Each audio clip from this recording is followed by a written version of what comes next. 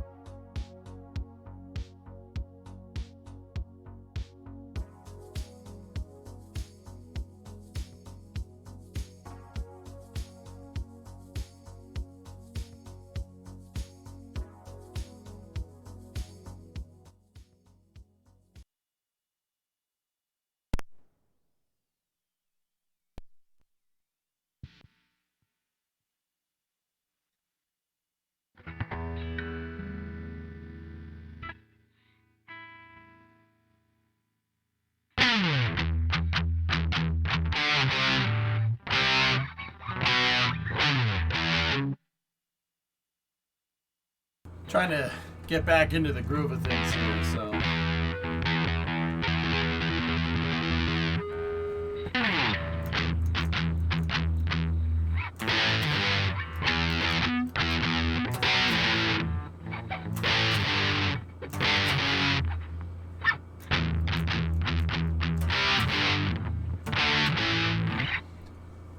I'm trying to figure out how to play the zoo.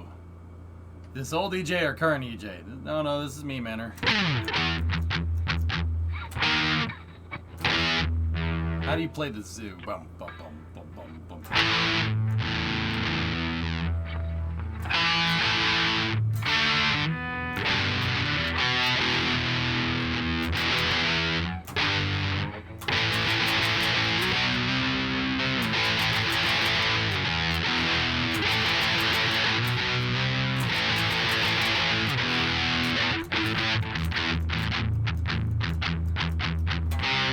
Damn it.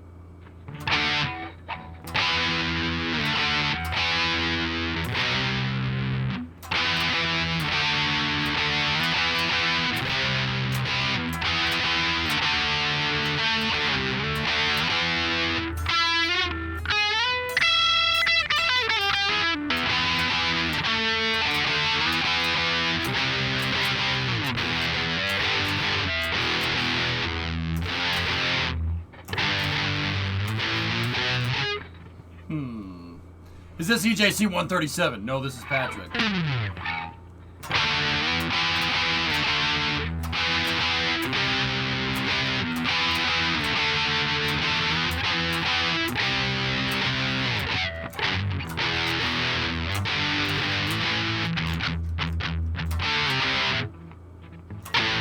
That doesn't sound right. Damn it.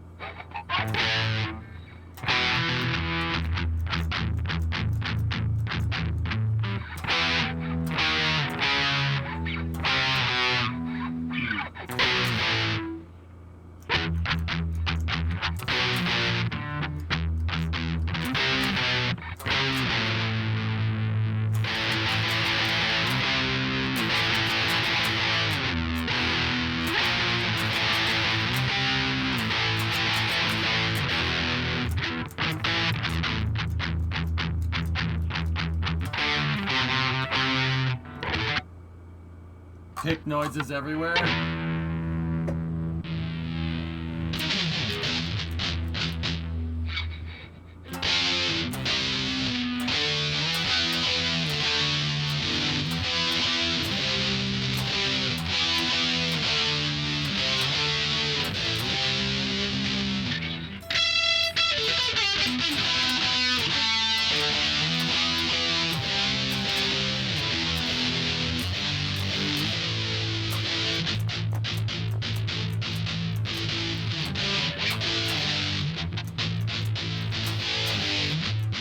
That's still not right. Hang on. I gotta listen to it just for a second. We'll only listen to it for a second.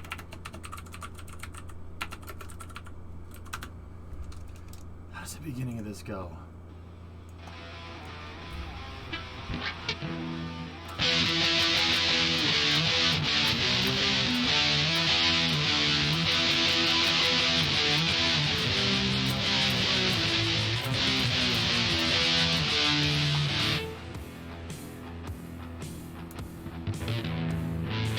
The pick sound comes through the mic. Oh, nice.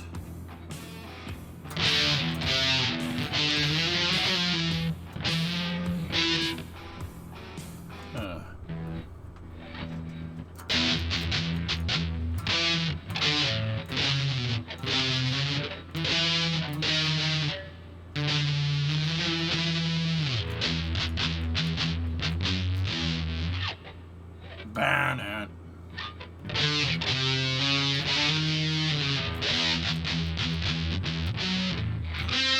It's out. Is it? One more time. Ban it.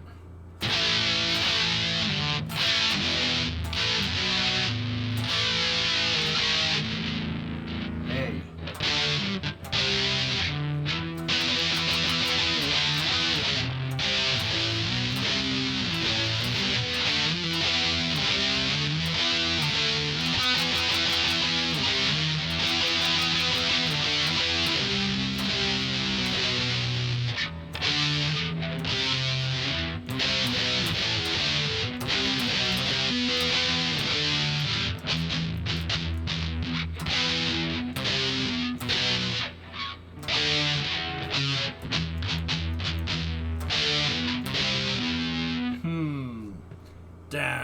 I gotta get that low note.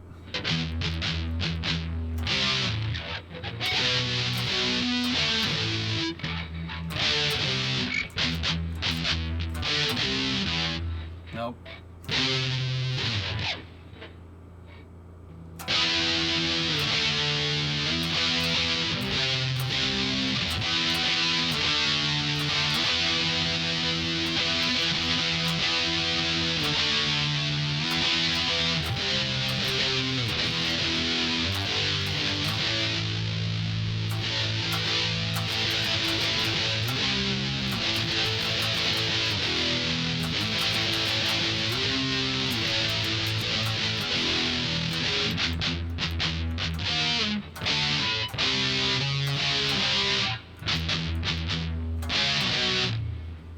Ah, that doesn't sound right at all.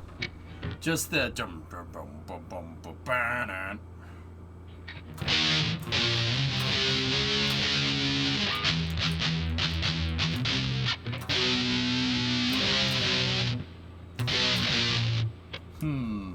Alright. Anyway. I thought I could get that song a little quicker. It's that one little part there I'm like, where I'm like, I don't know.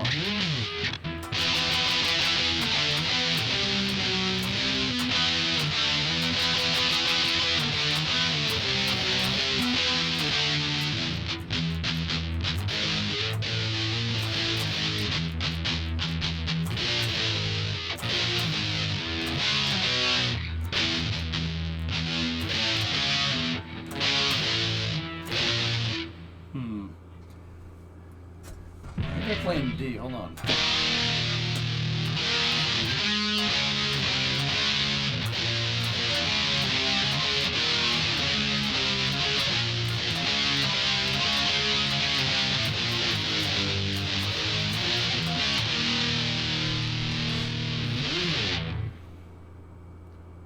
Hey Jim, welcome back. I really enjoyed Route 154. Good work on getting the truck home and congrats to you and Brimo. Nice. Thunderstruck? Oh. We need less.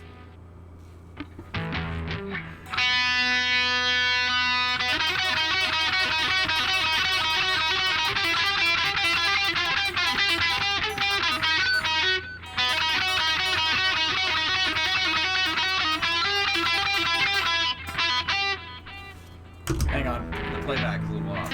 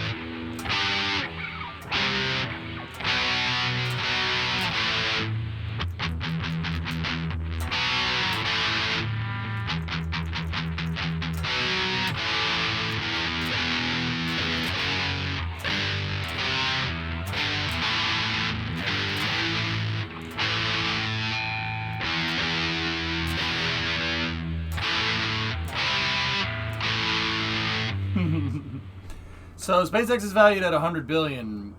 That brings it to more than Lockheed Martin. Cool.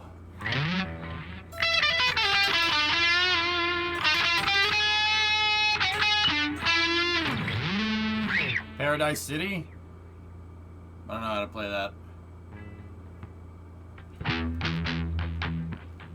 I want to get the zoo down, man. Boom, boom, boom, boom, boom, boom.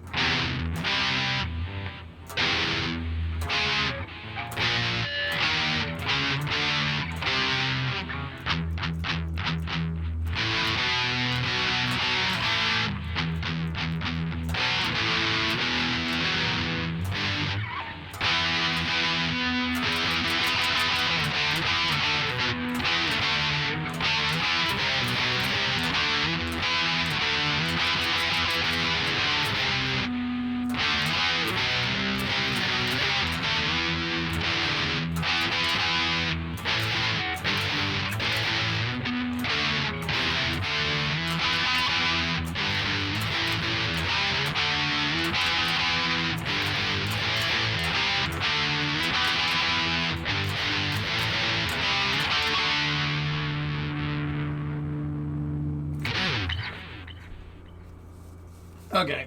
We'll leave my crappy guitar playing for later.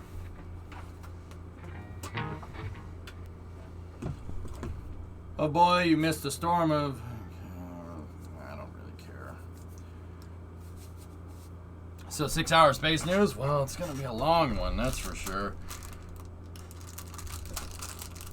8 hours of SPAC incoming. Yeah. I have my fruit snack.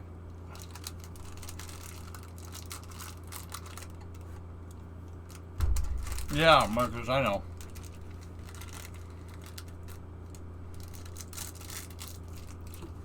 That's fine, 95. Go ahead.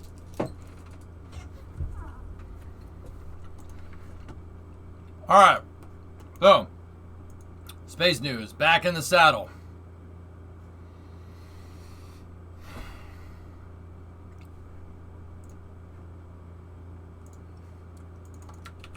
All right, let's see. Hot off the press there.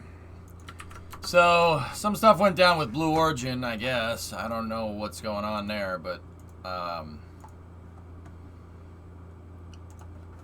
and this, we had another mission launch up into space. So, Anton, Klim, and Julia launched up into space, so that's pretty cool. Blue Origin gave me Challenger fields with that safety whistle blowing. All right. Remember that rocket company that had a project like SCRV? They got Hans Koenigsmann on board right now. Stuff going down rather than up. With Blue Origin as is tradition. Guys, I don't even know. Let's start with a Burger article. No. Was there any concrete source for any of that Blue Origin stuff at all? Like, honest to God, was there anything, or was it just a source familiar with the issue? Because if you guys can point to a concrete source, then I'm in. I'm not gonna sit here analyzing Ars articles all day. I'm not doing that. Let's not do that. It came with a paper written by an ex-employee who was fired after multiple warnings for EAR violations. EAR. There was a former engineer and several current engineers. Oh dear. Oh dear. Oh dear.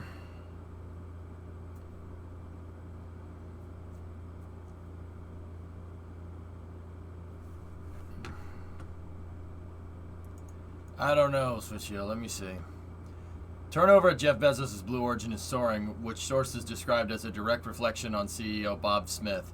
While Blue Origin says attrition has not exceeded 12.7% for the past 12 months, sources said turnover has passed 20% for 2021. A Blue Origin spokesperson in a statement said, "We are seeing attrition rates comparable to those reported by other companies as part of what they are calling the Great Resignation. Headcount has grown by just over 450 people this year, from 3,500 to 3,900. In addition to those previously reported, Blue Origin's Senior Director of Recruiting left last month, and its VP of Finance is leaving next week.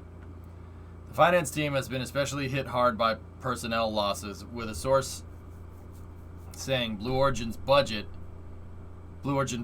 is a nightmare. The Jacqueline ship was given as an example, which has a number of setbacks and is 21% over budget.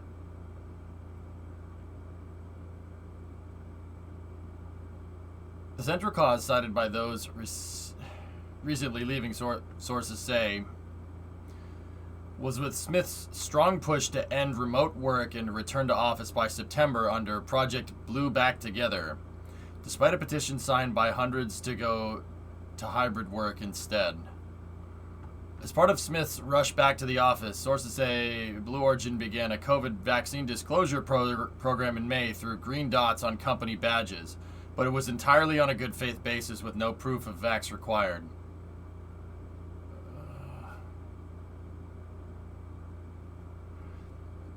Jeff was initially supportive of bringing employees back by September, but sources say he later overruled Smith's push.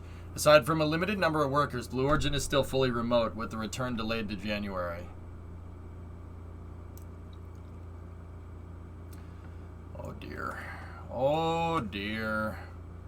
Predictions for the F1 race, Mercedes. Yeah, I know about the grid penalties, Mercedes.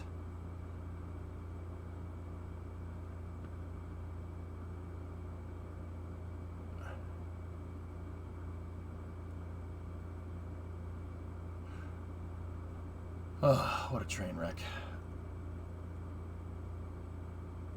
So what does this mean for BE4 deliveries? I'm pretty sure BE4 is a different department than what we're talking about here, but I would guess if I was Blue Origin that that's what I'd be working on the most.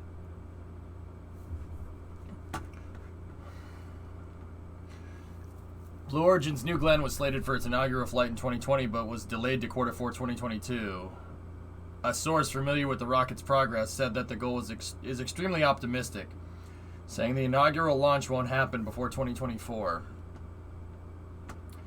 Blue Origin's contact with the ULA specified delivery of the first flight-ready BE-4 engines by April 2020, a source close to the deal. But in early 2019, when the engines team presented an update to Smith, every component of the BE-4 had a technical issue.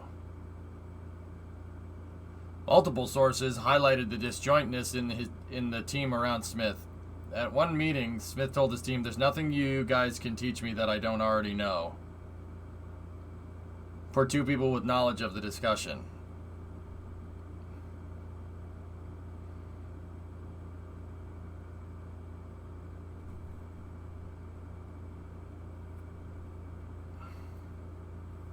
Yeah, high vis. I'm gonna go ahead and guess that "there's nothing you guys can teach me that I don't already know" was probably taken hugely out of context, but that's just me. Another example, the relationship between Smith and his team had deteriorated to the point where Blue Origin hired a leadership consultant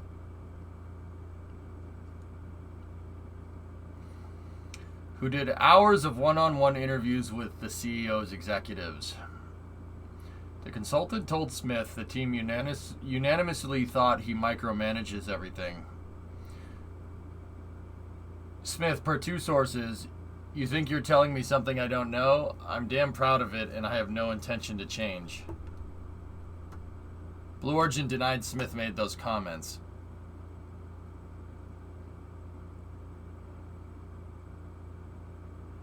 Bezos has yet to show that he is unhappy with Smith, weekly spending just two afternoons with the company. Two sources said there is little to no chance that Bezos decided to run the company full-time himself.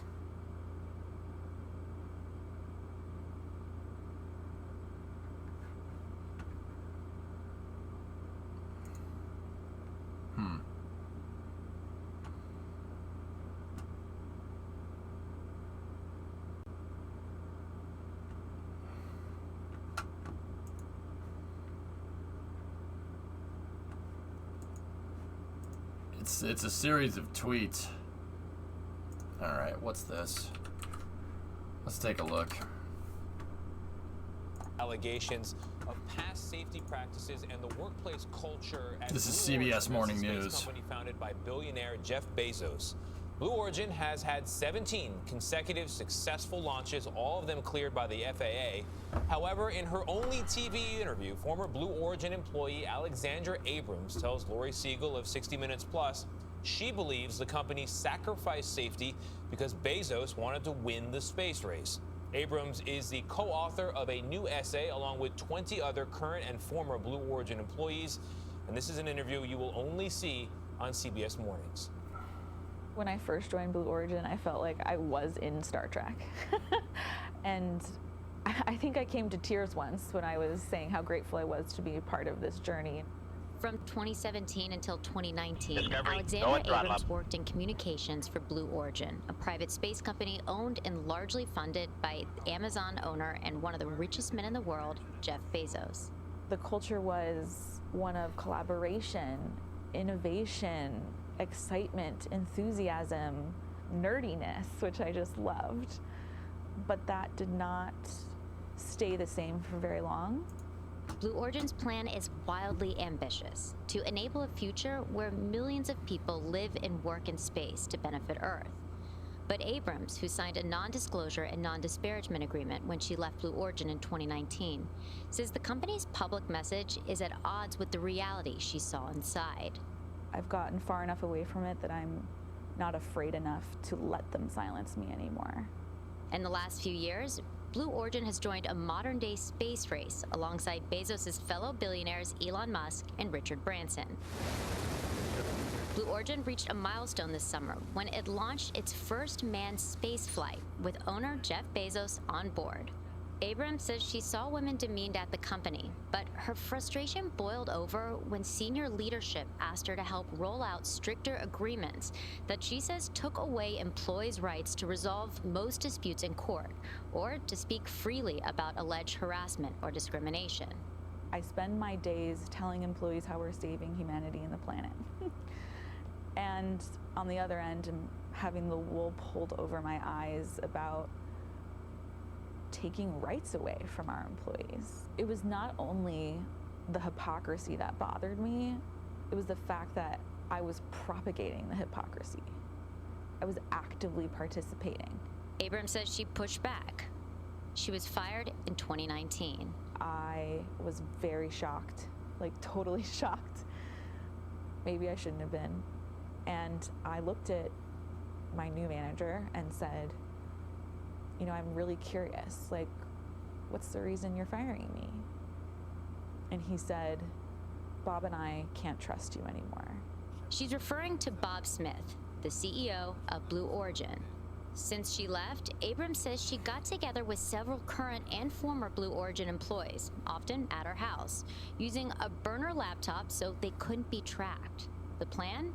Write an essay for the online platform Lioness.co, criticizing Blue Origin for its work. A burner laptop from your house.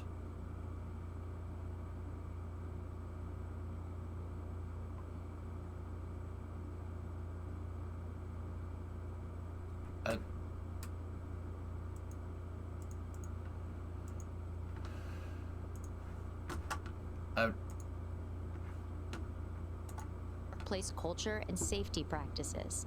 The people who signed on to this essay are absolutely incredible, brave, brilliant human beings. I look at this group and I see fighters for truth, fighters for safety, fighters for quality.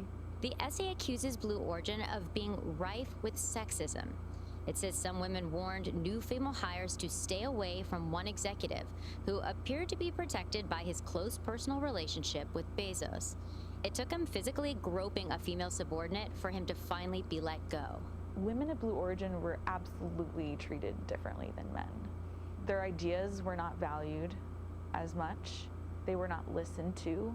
The essay says that in 2018, one team had documented more than 1,000 problem reports related to the engines that power Blue Origin's rockets, which had never been addressed. 13 of the 21 signees are engineers or technical. They span all the major programs of the company, and they also span different levels. We spoke privately to 5 of Abrams' co-authors who are staying anonymous because they fear being blacklisted in a specialized industry. Several mentioned pressure to compete in the private space race impacted safety concerns. It was great that Blue Origin was smooth and steady and slow until Jeff started becoming impatient and Elon and Branson were getting ahead. And then we started to feel this increasing pressure and impatience that would definitely filter down from leadership.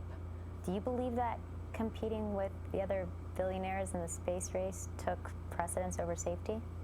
Yes, I do believe that. CBS News has obtained this 2020 internal memo written by a Blue Origin engineer as he exited the company. It was addressed to company leadership and reads, "Our path is not a sufficiently safe path." Would you trust a Blue Origin vehicle going to space? Unfortunately, Lori, I would not trust a Blue Origin vehicle going to space. 2 former Blue Origin employees we spoke with agreed with Abrams, and 3 sources said staying on schedule often trumped safety. I mean, it's an extraordinary statement to be putting out an essay with folks who are engineers, some who potentially could still be at the company, saying, we don't believe in the safety of our product. You cannot create a culture of safety and a culture of fear at the same time. They are incompatible. oftentimes when I would try to reconcile what I was hearing from the engineers who were close to the vehicle versus leadership about risk and safety, I would often go to leadership and say, okay, how am I supposed to think about this? And often the response would be, oh, well, that person in particular just doesn't have a high enough risk tolerance. Wait a minute. Guys, I'm confused. I'm isn't she a communications director? Like, okay, not trying to be a jerk, not saying she's not telling the truth either. Why does a communications director have so much insight on risk aversion in the company? A genuine question. I mean, I don't know how their corporate structure is set up, but isn't that like... I'm really confused. Internal communications.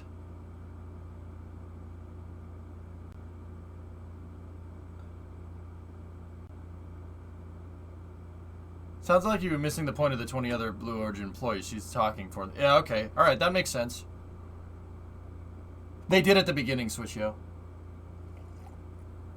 Okay, yeah, because she talked with 22 others. That makes sense. I'm not trying to be a jerk. I'm trying to get my bearings. There's a lot of information real quick, dudes. Sounds like she was high up there, and if she's internal, that makes sense as WEC. Okay. People chose her to speak on their behalf. Well, communications, right? Yeah, that makes sense. That makes sense. That was an honest question. I'm not trying to be a jerk. I'm trying to understand what's going on here. There's a lot of stuff being... A lot of information being thrown around here.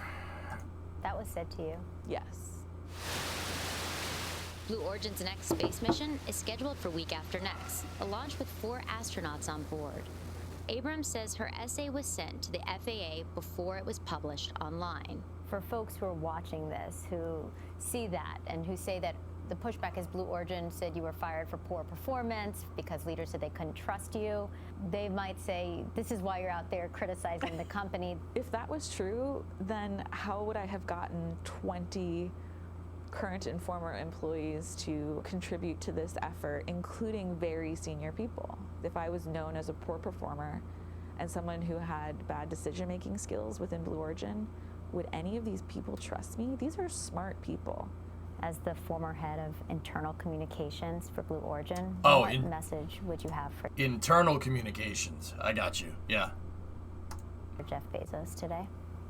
I think I would say to Jeff that I really wished he was the person we all thought he was, and that Blue Origin was the company we all thought it was going to be. In a statement to CBS News, Blue Origin did not address safety allegations in the essay, but they said the company has no tolerance for discrimination or harassment of any kind and will promptly investigate any new claims of misconduct. Now, Blue Origin told us Abrams was fired after repeated warnings for issues regarding federal export control regulations. Abrams told CBS News she never received any warnings regarding issues of that nature. Gloria, That's very strange. And Blue Origin's response here, let me see. Ms. Abrams was dismissed for cause 2 years ago after repeated warnings for issues involving federal export control regulations.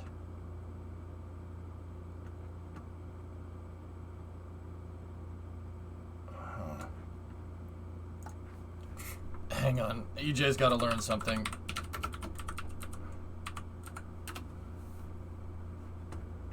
What does that mean?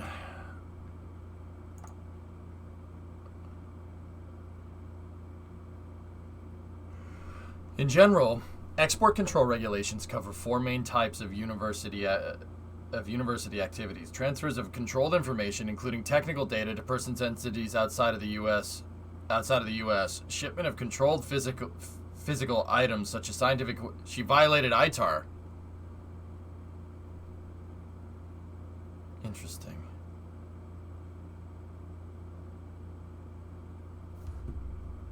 Huh.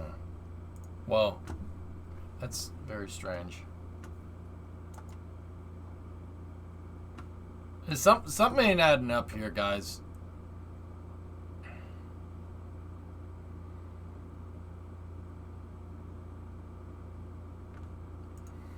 Something ain't... Discovery, Hey, no Judo, drop. what's up, man?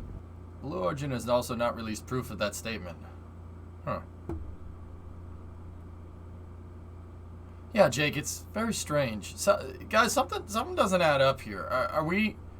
So, like, in the beginning of that expose there, like, and once again, there was a lot of information put through right there. So she was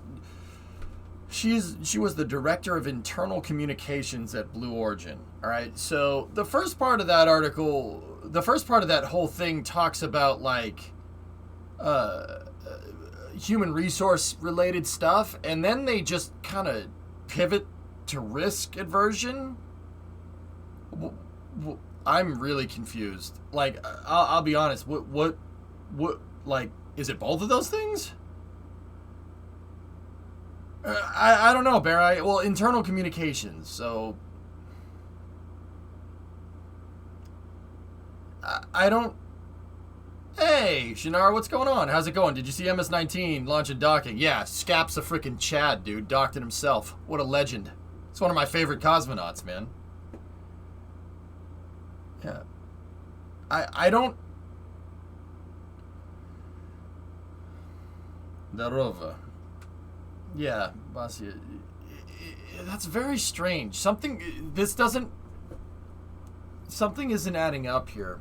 I've never received any warnings, verbal or written, from management regarding issues involving federal export control regulations. When I was contacted by an internal software engineer about potential opportunities for violation within the third-party software social course, I immediately raised a concern with the Information Security Department and escalated it to senior management. I then initiated a root cause investigation supported by safety mission assurance. Sounds like they canned her because they didn't like her and they just found an excuse. That's what that sounds like. But, I mean, companies do that all the time. Really glad to have an opportunity to talk with him personally. That's cool, Shinar. Hell yeah, man. Cool. She was passing it. Nah, Jake, it sounds like, yeah, that... Companies will find reasons to get rid of you if you give them reasons. That's just, I don't mean personally, once again, I very much despise corporate culture. It's, yeah. But, I just joined. Did you check any of the other Blue Origin stories yet? Something isn't adding up here. We're not being told the whole puzzle. Like, guys, I guess it's a matter of opinion where you could fall on this. This is why I'm very kind of like...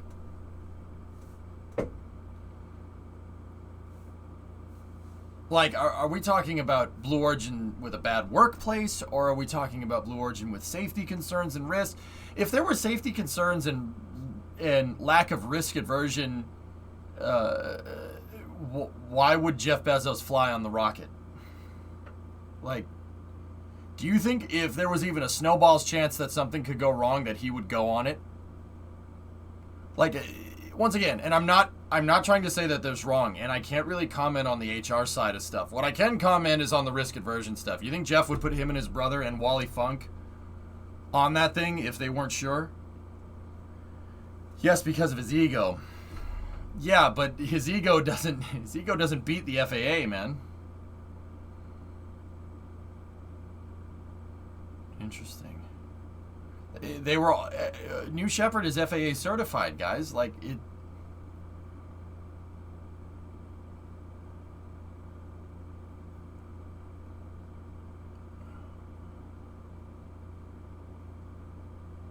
Interesting, Bob Bear.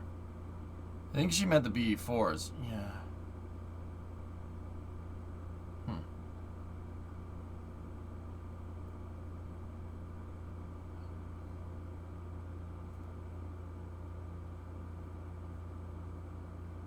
Based on how he ran into, well, he doesn't. Jeff doesn't run Blue Origin though, right? Bob Smith does, who was a space shuttle propulsion engineer at NASA for a very long time. Bit tired and sleepy. It's midnight here. See you in the morning. All right. Yeah, I'm a little tired today too. It's interesting.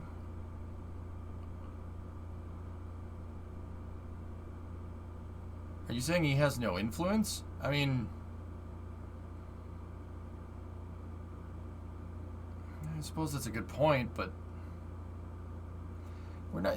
Something doesn't add up here, and I can't put my finger on it what it is, and I don't really want to go nitpicking through it, guys. Like, I'll be honest, I'm a little tired today. Some here doesn't make sense. Like, yeah, Frozen, we made it home. Yeah, I don't really want to dig into it. Something's not right here. We're missing a piece of the puzzle, so it's really hard to conclude one way or another.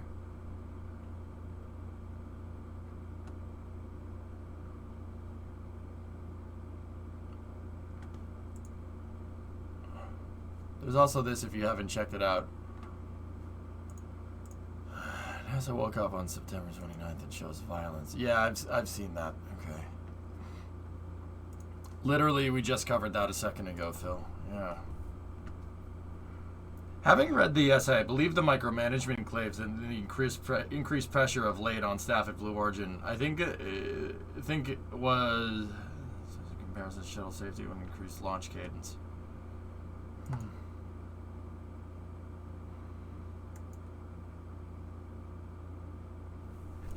Yeah, fellas, there's so much.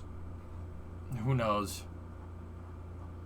There's so, dude. It's really, I don't know. There's not enough information here. We're missing a couple of critical puzzle pieces.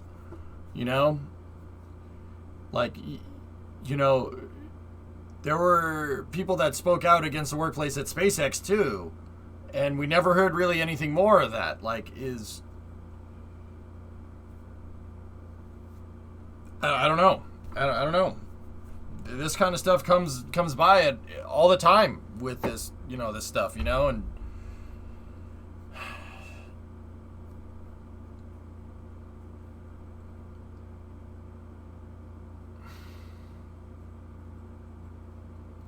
it's hard to say. I mean, I can talk about the risk aversion with New Shepard. I think New Shepard's just fine. I don't think there's there's much risk there. You don't just accept being fired with cause. You would fight that if it wasn't true. It's a good point, Wisp. Yeah, the fact that they didn't make a statement on the potential safety issues is a bit sus. Like others have said, we need more info. Why would they, Manor, if the rocket is safe? Why would they? Would they come out and say, no, our rocket is completely safe? That would just give people more flack to say, no, it's not. You know, like, I don't know. This is a complicated one, dudes. I don't really know where to fall on it. I'll be 100% real with you. There's too much conjecture here, too much anecdotal stuff. Like, the fact that they opened that with, like, HR issues and then closed it with engineering and risk aversion issues really confuses me. I don't understand. I don't understand what's really going on.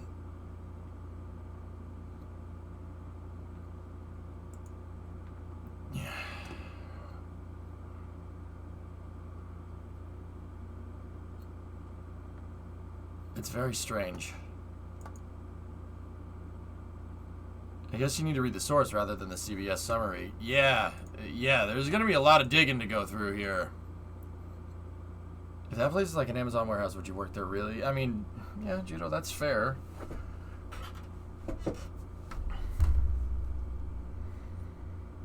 Yeah, Neuro, that's a good point.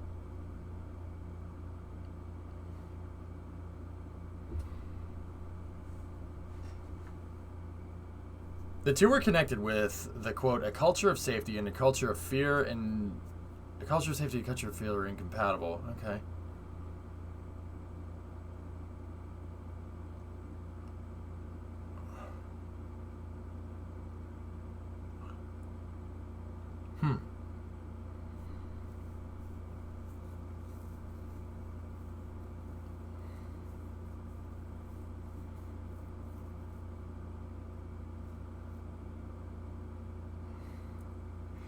Yeah, YG, it's like, this is exactly what I said with the SpaceX stuff, you know? I remember one time, like a couple of years ago, somebody linked up SpaceX stuff, and they were employees, like, oh, SpaceX is not safe, they overwork their employees, blah, blah, and I'm like, yeah, that's nothing we don't know. Like, most SpaceX employees are pretty dang forward about that. Yeah, dude, I work like 60, 70 hours a week, but I get paid for 60, 70 hours a week. And I'll say what I said now, like, I don't know. I'll say what I said if you there here. Like, I have no idea. I just wonder what Tory Bruno thinks. If I know Tory Bruno, Big Papa Bear, he will not say a friggin' word about this, dude. Because he's an engineer. He doesn't, I mean, what does he know about? Like, not what does he know about this. Tory Bruno's a very reserved guy. Like, I'm kind of with him on that one, dude. I don't think we should say, I don't know. This might be true, and if it's true, that really sucks for Blue Origin. But if it's not true, then what's going on? You know, like, I'm not going one way or the other, okay? But it seems like causality does, causality is, what's the name? Correlation, right? Correlation and causality. So what does that mean? Like, on one hand, you have all these things that people are saying about Blue Origin that are really bad. You know, turnover rates. You know, the CEO is a jerk. Jeff Bezos is a jerk. Blah, blah.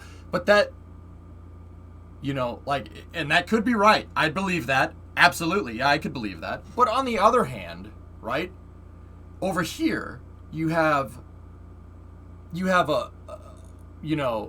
Blue Origin files this suit against NASA, and all of a sudden they got a bunch of hit pieces and employees talking out and huge turnover rates, etc., etc.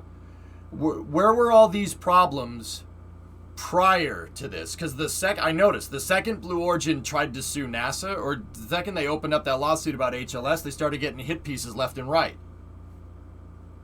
Now, once again, causation is not correlation. It's, you know, it could be just a coincidence that all this stuff is coming out right now. All this stuff is boiling to a head.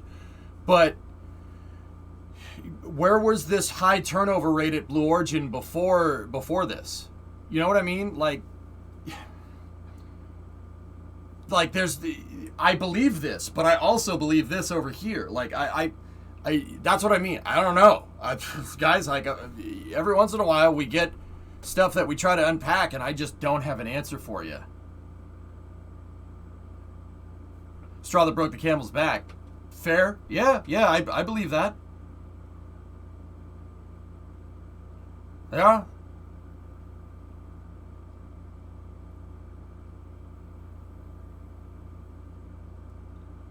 However, there simply isn't a good motivation for her to act as a whistleblower, so effectively doing it ends her career. That's a very good point. Yeah. Interesting. Yeah, interesting.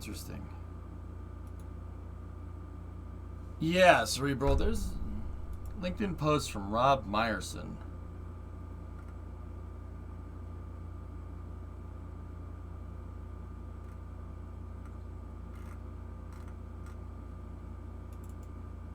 All right, let's see. Let me take a look. Let's take a look-see here. Let's see what we can see. I don't know. Like, all right.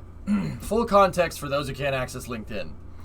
In a rural West Texas desert 5 years ago, a small team from Blue Origin conducted an in-flight escape test with New Shepard, completing a remarkable 1-year period during which 5 flights were accomplished with the same vehicle, demonstrating the functionality, reliability, and inherent safety of this new human flight system. We celebrated this flight with our partners from NASA, ULA, and Northrop Grumman. Blue Origin was small. The company had made a conscious decision early on to operate more incrementally and with a smaller team. Blue was often compared to SpaceX, but the two couldn't be more different in the way they were built and the way they were operated. Between 2006 and 2015, based on publicly available headcount numbers, there's a labor gap of about 19,000 person years between the two companies. An average of about 1,900 people per year over those 10 years. Blue Origin did a lot with a small team, developing and flying 5 unique vehicles and developing 4 unique rocket engines. We had the competence, the competencies, and the confidence to start scaling the company, to expand our focus to other developments, build our customer base, and turn our attention to completing a human rating certification for New Shepard and make it truly operational. We just needed to grow the team. Jeff Bezos and I recognized the need to bring in operational expertise to lead Blue's next phase of growth and decided to hire a CEO. CEO was hired in August 2017, and after spending a year building the Advanced Development Programs business, I left the company in November of 2018. This and the other accomplishments made by the team at Blue Origin during those early days are often overlooked by the headlines of today. They cannot be erased. I remain humbled and honored and proud to have been part of it. Huh. He adds more contents on LinkedIn that had meant nothing. He updated the post and clarified it.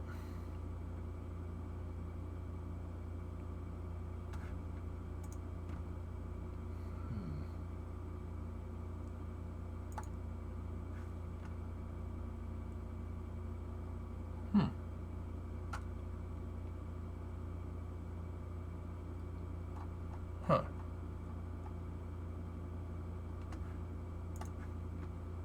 What's the other context, Primo, if you don't mind me asking?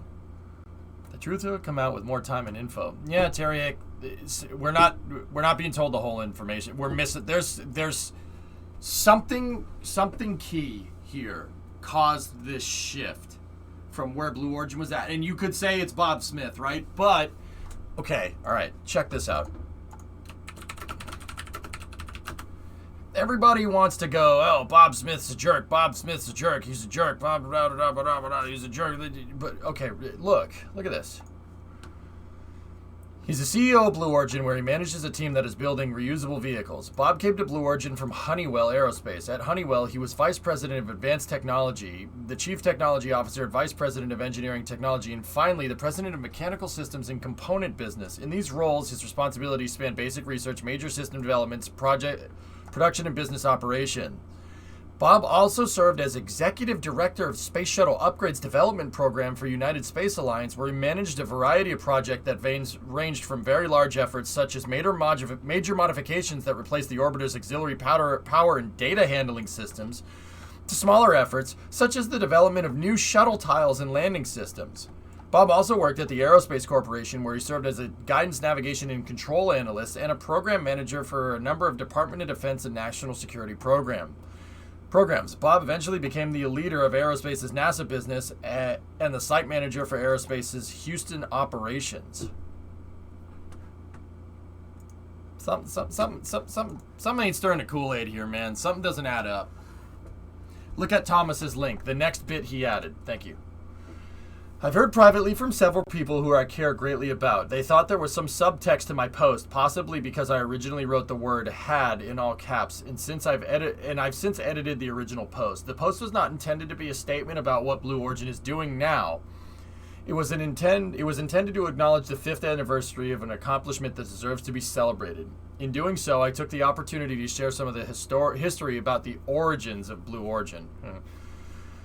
There are great people working at Blue. They are passionate and mission-driven, and they are working on things that most, me included, have no idea about.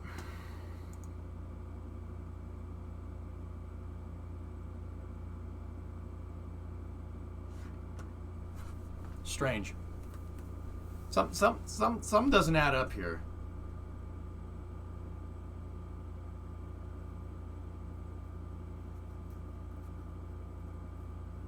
To me, it's a you correct that or we take you to the cleaners. Possible smirks, yeah.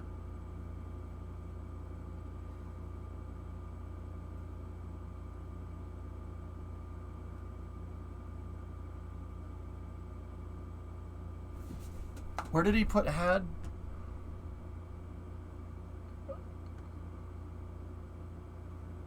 Yeah.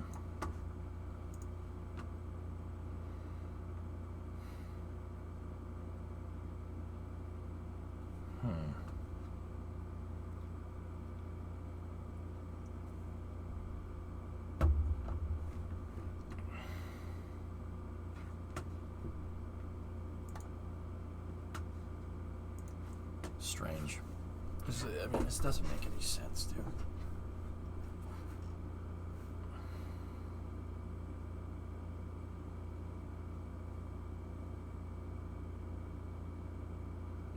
I don't know. Something doesn't add up here, man.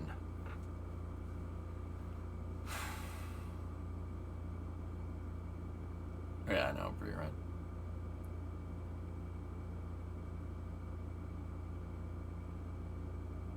Yeah, that's right, Soapbox. Sounds like there are two cultures. Yeah, I don't know.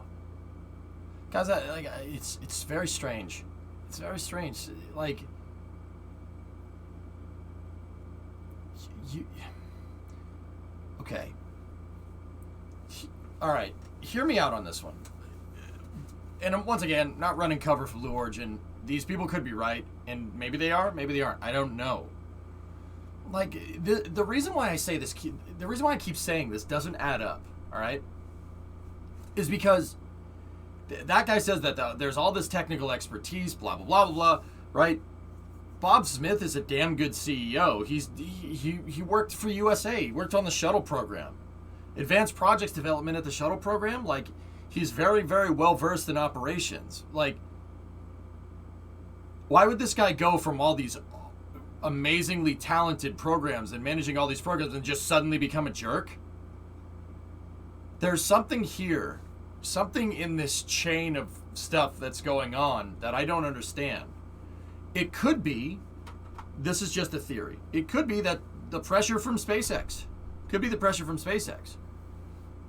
You know, everybody kind of, I guess, wishes Blue Origin to kind of be like SpaceX, but that guy said right there that it's not. That pressure from SpaceX could have caused all these problems. That, and this CBS article says this, or the expose from CBS says the same thing. Or he was always a jerk and the team succeeded in spite, not because of him.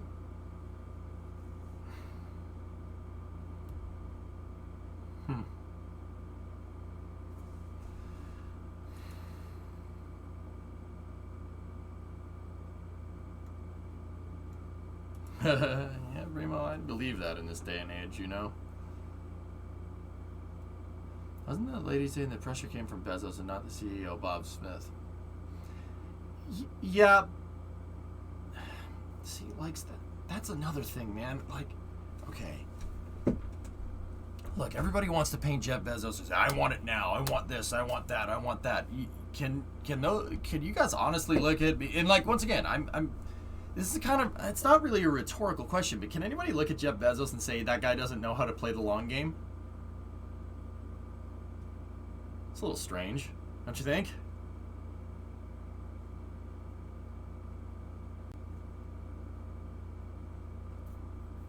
It's very weird. Something isn't piecing together here correctly, and I'm not sure what it is. And maybe my judgment's off. You know, I don't know.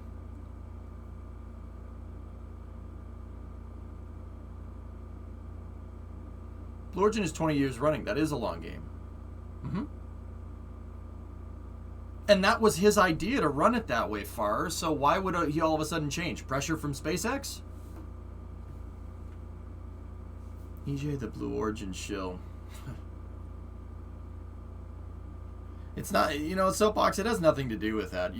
Blue Origin is not without their criticism. You know, one could say in that exact same breath that it's been 20 years. What the hell have you been doing all this time? And really, what the hell have you been doing all this time? All right, New Shepard is very impressive. It's great. Where's New Glenn? That should have. Come on, they're like going SLS slow, right? Like. The Blue ain't without criticism. Rob said it, multiple vehicles and rockets. Yeah.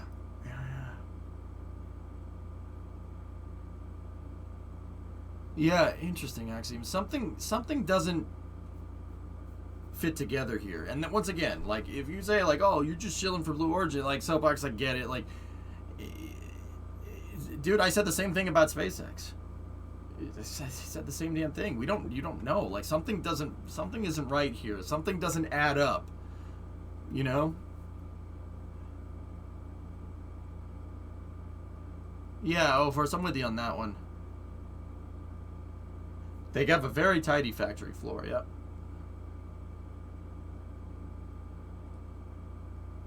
The pressure from SpaceX is why Bob Smith was hired in the first place. Jeff even wanted to hire Gwen, but she declined.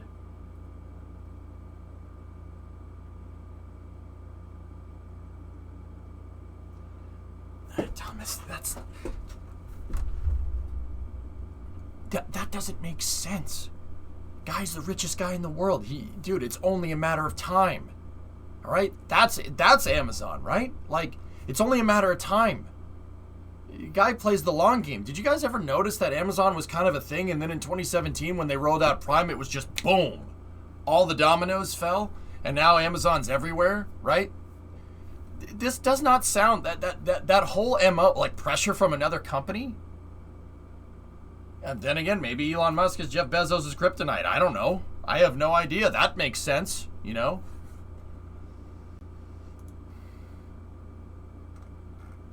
Yeah, so for sure. Yeah. Just, hey, keep it classy, all right, man? It just, yeah, something's weird there. And these people could be right. And if they're right, that sucks. That sucks. You know, who knows? I don't know. I couldn't tell you. It's very rare that this comes along where I'm just like, dude, I don't know what to, I don't know what, there's not enough to say conclusively one way or the other, you know? Could be he was seeing that New Glenn program wasn't moving at the pace he wanted.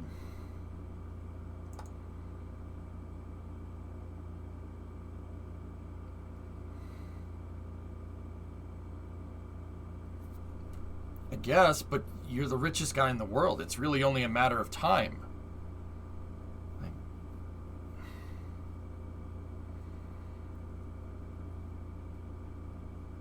Amazon didn't have a near peer for all those years. Blue Origin does at SpaceX. Yeah, that's a good point.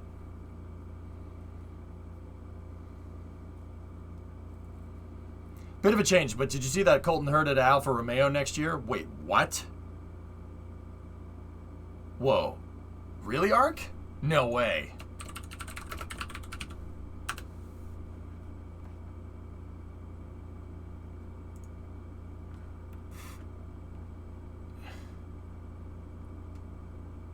Where did you hear that?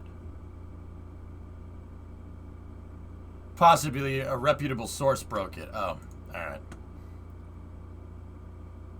Like that no super license, man. How does that... I said rumor in the original statement. Oh, okay. Interesting. Alfa Romeo rumor next year. Huh. Interesting.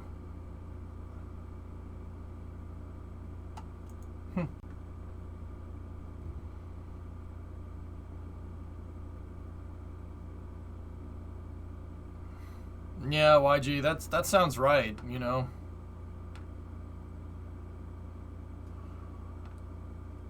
Strange. I hope that Blue can fix this stuff, man. You know, that's a lot of money going towards spaceflight, guys. Don't forget that. And, you know, sometimes that's not... If Jeff would take pressures from others in the space industry, we'd have New Glenn a few... Yeah, Swishio, it's interesting, right? SpaceX did just start landing boosters when he decided Blue needed a CEO.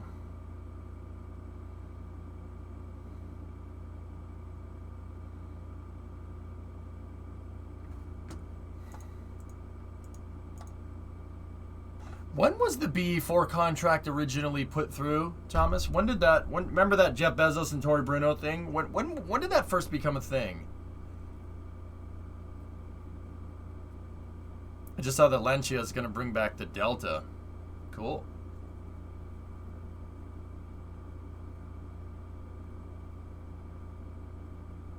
Colton Herta can't drive an F1. He has a contract for 2 or more years with Andretti. And what if Andretti buys a Formula 1 team, Bandit?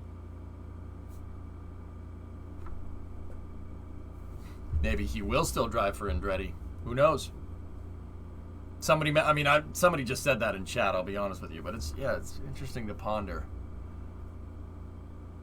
Either way, I guess I've said everything I need to said everything I need to say about Blue. Like, if they're having problems, I hope they fix them. If not, dude, I wish them the best. Like,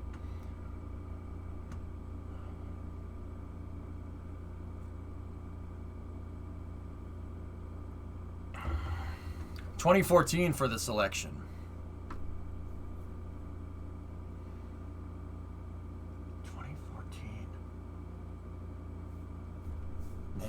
Interesting, Thomas. Interesting. That's very strange. What does the bottom of your mug say?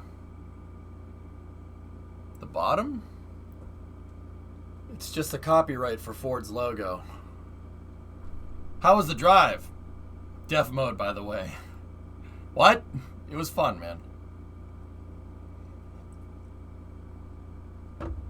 It's the old extreme opposites of an industry with Blue Origin and SpaceX, like Microsoft being user-centered versus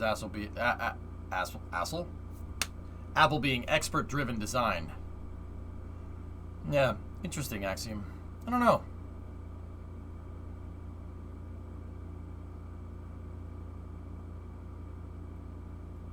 Freudian slip. Yes, I got my asshole phone. Hello, Steve Jobs. You're an asshole. I'm not saying a bad word. I'm saying asshole. Differences.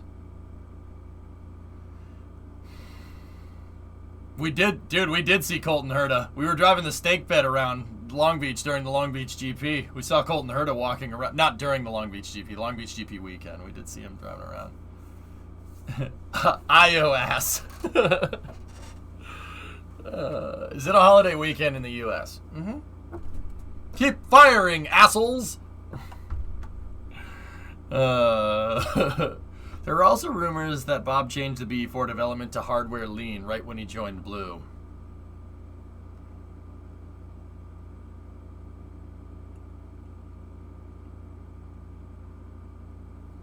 Some doesn't add up there, Phil. Some don't add up. We're not being told the whole story, dude.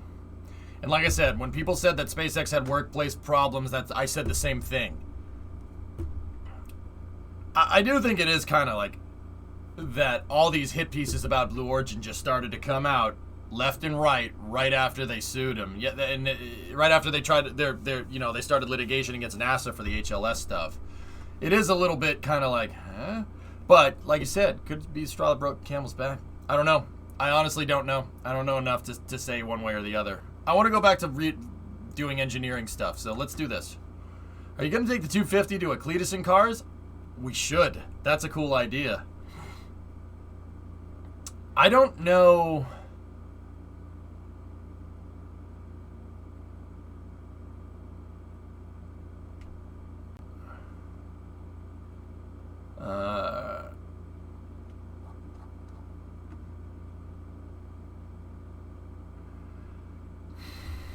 What's the closest Cletus in cars to me? I don't know. They're all down south. But south? Anyway, let's check out some videos coming from Relativity here. Let's take a look.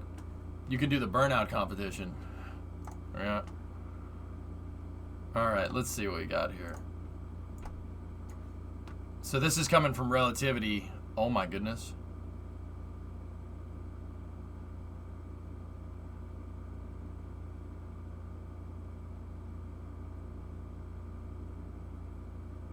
Whoa.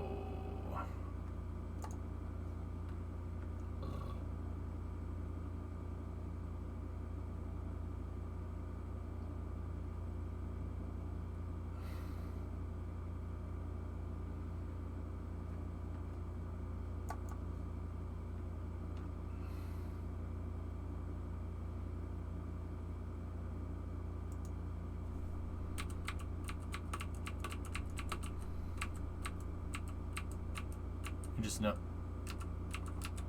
Huh. Those are two different nose cones.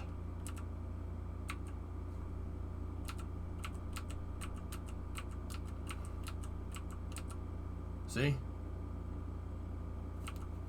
Look at that one. And then look at that. Those are two. Either that or they linished the side of the weld off or something.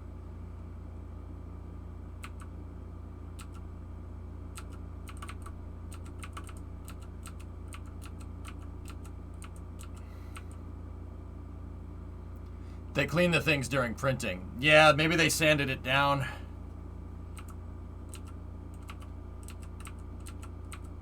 Yeah, but the turntable's rotated, so that could be a thing. It's interesting. It looks like they're welding in segments.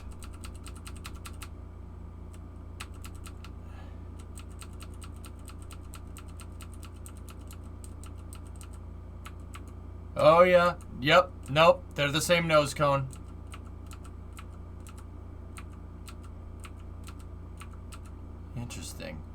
They weld it in segments between the stringers, and they do the stringer, and then they keep going. And then it looks like there's some type of linishing thing that they're doing there. See that Miller weld, the Miller piece right there? It could be, I don't know. It could be back purging.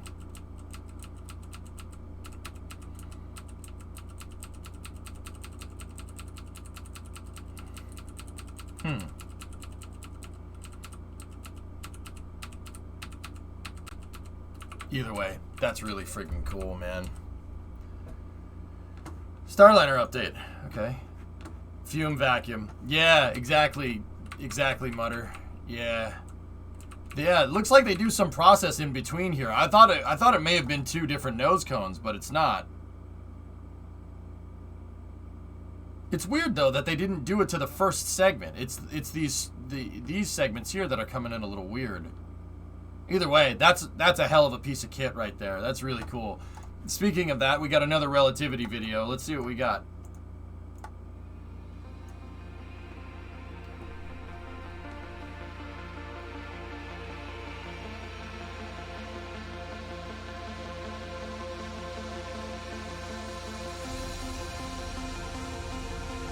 Hey, I've been there. I got you, Manor.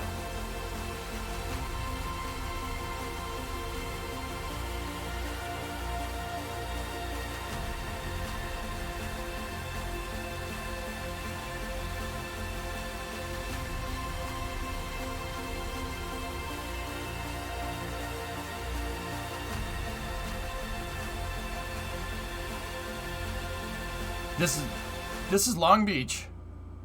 This is Long Beach, Jummer. I was just driving the truck. I drove the truck right past Relativity, to be honest with you. Yeah. I'll show you exactly where this is. Look, load test stand.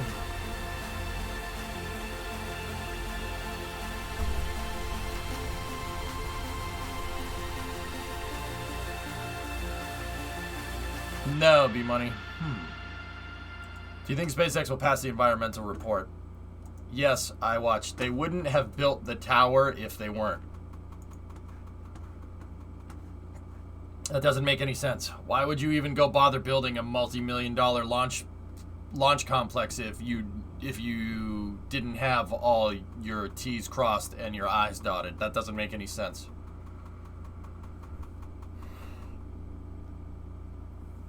Isn't it next to Rocket Labs HQ? Well, actually, this is around where I was staying. I can show you guys. This is where we started Route 154. I'll show you. Long Beach has a lot of aerospace startups. So we were staying at the Long Beach Hotel, which is over here by Long Beach Airport.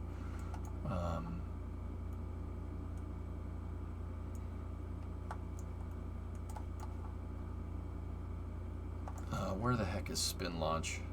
Give me 1 second.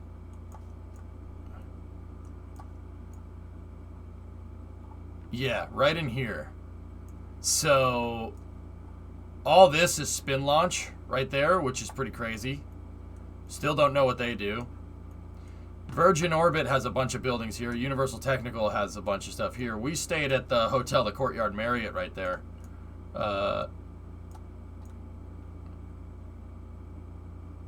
And then over here, there's payload processing for Virgin Orbit, and then Rocket Lab is right here. Relativity is over on the other side of the airport, though. Here, let me show you how I know. That's, like I said, this is basically where we started Route 154. Check this picture out.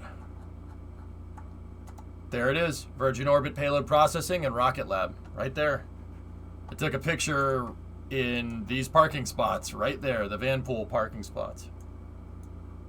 Thoughts on Tesla moving to Texas? I know it's not exactly space news. Sounds like that scruff that Elon had with local politicians from California pissed him off a little bit. Who knows? I ain't weighing in on that one, guys. You can, because I know people are going to either A, use that as an excuse to talk about politics, or B, use it as an excuse to talk crap about Elon Musk. And I don't want either one of those things. I don't, like, that's not space news. That's opinions. So, yeah, I'll be honest. I don't really care. But yeah, there's a bunch of stuff right here, and then there's still the Fly DC Jets sign right there, because this was Douglas's.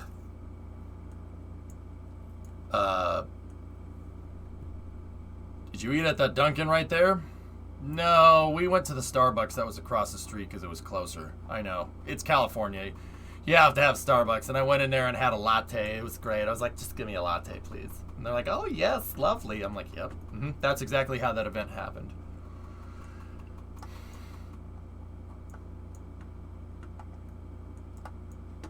It's California. You had to do that way. So this was all Douglas at one point, guys. This was Douglas Aircraft. Hello? Yeah, see? All this area right here was where they built airplanes. See? Yeah, look at that. Douglas built, look at those DC-10s. And then they merged with McDonnell a little while after that, and McDonnell Douglas. Those are probably MD-11s right there, right? And then on the other side of Long Beach Airport, right, you have where Relativity is. Relativity is over here. That testing that they were doing was somewhere over here. Boeing Building 4654 is the site that Relativity bought for their new factory. That's where their new factory is. Yeah, that's right, Cerebral. Yeah, Erdoc, that's right. Do you drink your Starbucks with the pinky out? Always.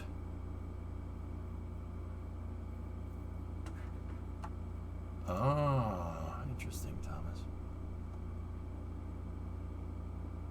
KDC-10 farewell flight through the Netherlands yesterday. Let's see. I was always more of a TriStar fan, to be honest with you. Sorry, man.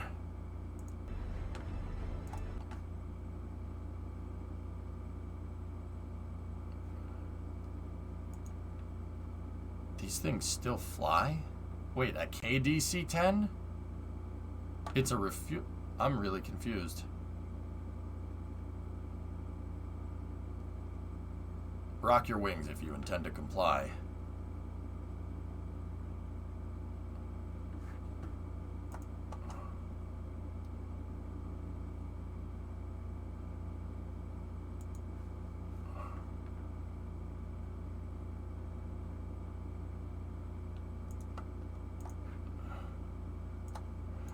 Oh, Royal Netherlands Air Force, dude. For some reason, my brain defaulted to KLM. I'm like, why are they using a refueler? But either way, pretty cool. Hey, nice truck.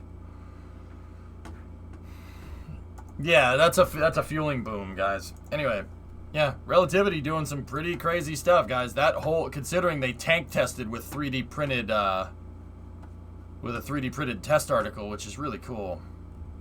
USAF still uses them. They're being KC-130, or no, they're not 135s. They're KC-10s. They're being phased out by KC-46s. Oh, they're replaced with the A330. Oh, I'm sorry. Anyway, what else do we got?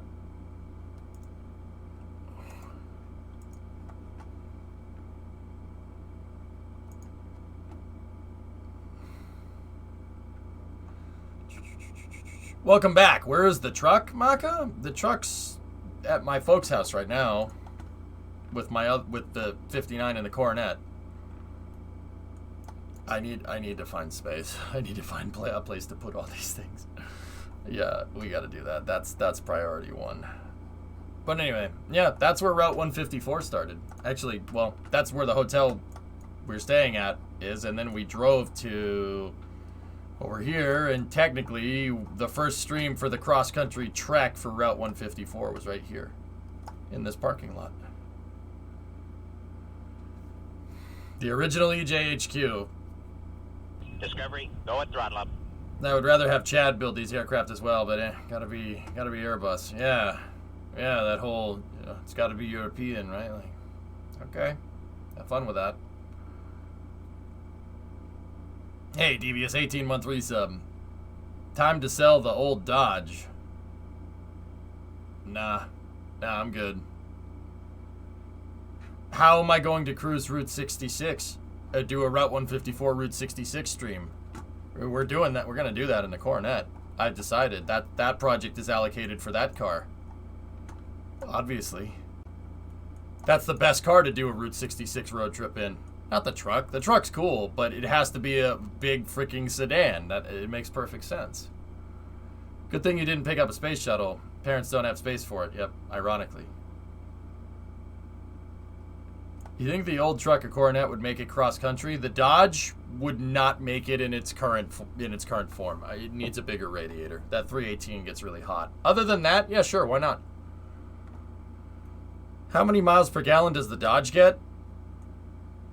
About as much as the truck, 12 to 15. It has just as big a fuel tank, which is funny. It has an 18-gallon fuel tank. I did Route 66 3 times, all on motorcycles. Better suspension? It's got torsion bars, man. What do you mean better suspension? B-body is perfect for cruising. That was Chrysler's NASCAR chassis, man. What are you talking about? It's perfect for that. If you do a trip in the Dodge, then you must wear a suit and sunglasses the whole time. Yep.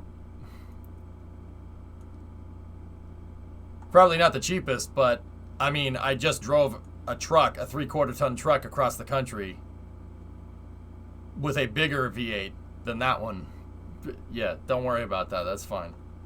Beware of the roads in New Mexico.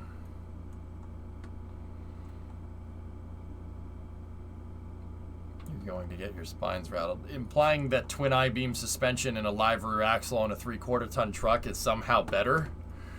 Jim? Nah. The truck has worse suspension than the Coronet does. On the topic of NASCAR, what do you think of the Gen 6? It's pretty cool, manner. I didn't realize we were trying to make NASCAR into, V8 supercars, but I, for one, welcome our V8 supercar overlords.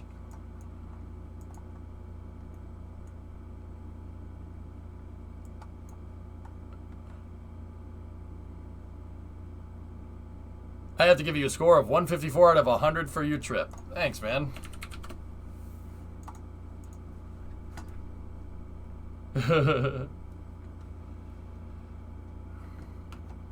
Started looking at Terminator X kits for the truck. When's your birthday again? Don't you dare. Don't you dare do that. Stop this. Stop this nonsense. Discovery, go at throttle up. The Starliner update probably should be a thing that we should check into. Let's take a look over here.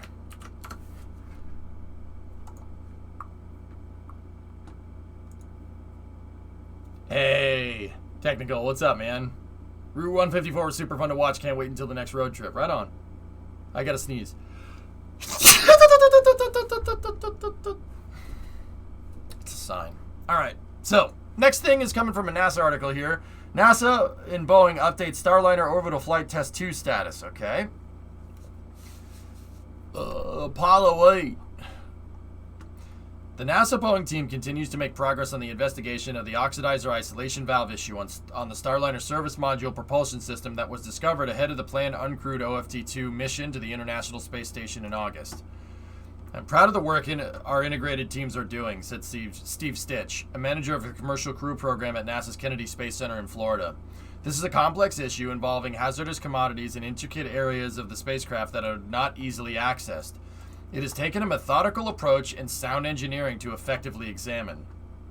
I am proud of the work our integrated teams are doing.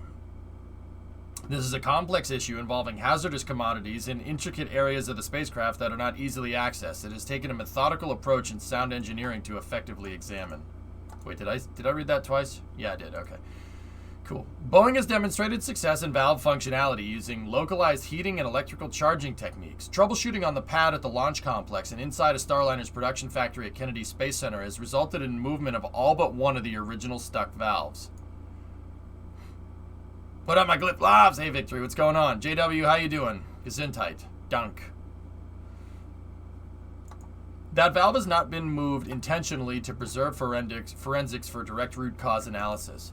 Most items on the fault tree have been dispositioned by the team, including causes related to avionics, flight software, and wiring. Boeing has identified a most probable cause related to the oxidizer and moisture interactions, although some verification work remains underway. Our confidence is high enough that we are commencing corrective and preventative actions. Additional spacecraft and component testing will be conducted in the coming weeks to further explore contributing factors and necessary system remediation before flight. Boeing completed a partial disassembly of all 3 of the affected orbital maneuvering and attitude control thruster valves last month and plans to remove 3 valves from the OFT-2 spacecraft in the coming weeks for further inspection. The team also is evaluating additional testing to repeat the initial valve failures. Boeing has identified several paths forward depending on the outcome of testing to ultimately resolve the issue and prevent it from happening on future flights. These options could range from minor refurbishment of the current service module components to using another service module already in production. Each option is dependent on data points the team expects to collect in the coming weeks, including a timeline for safety proceeding back to the launch pad. Each option is dependent on data points the team expects to collect in the coming weeks, including a timeline for safely proceeding back to the launch pad.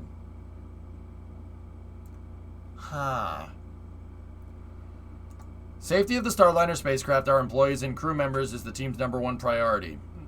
We are taking the appropriate amount of time to work through the processes now to set this system up for success on OFT-2 for all future Starliner missions.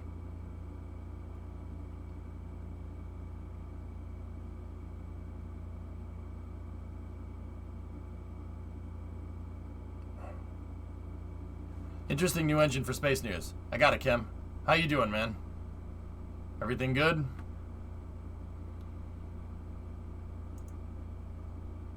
I'll check that out in a second.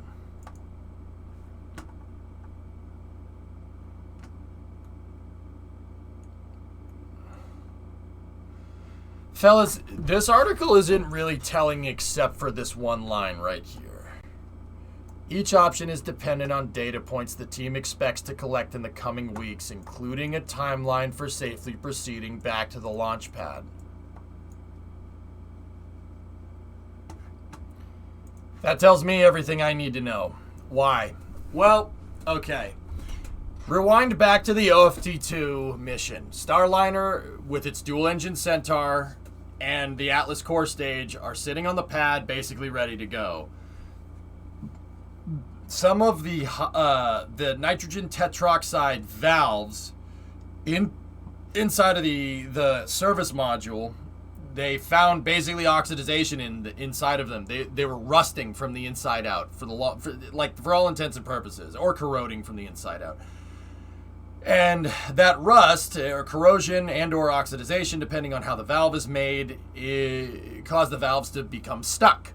They had managed to open them over time. They managed to get some of them open, but they didn't get all of them open, and another mission needed to launch on the launch pad, so they took Starliner back to the hangar. Now,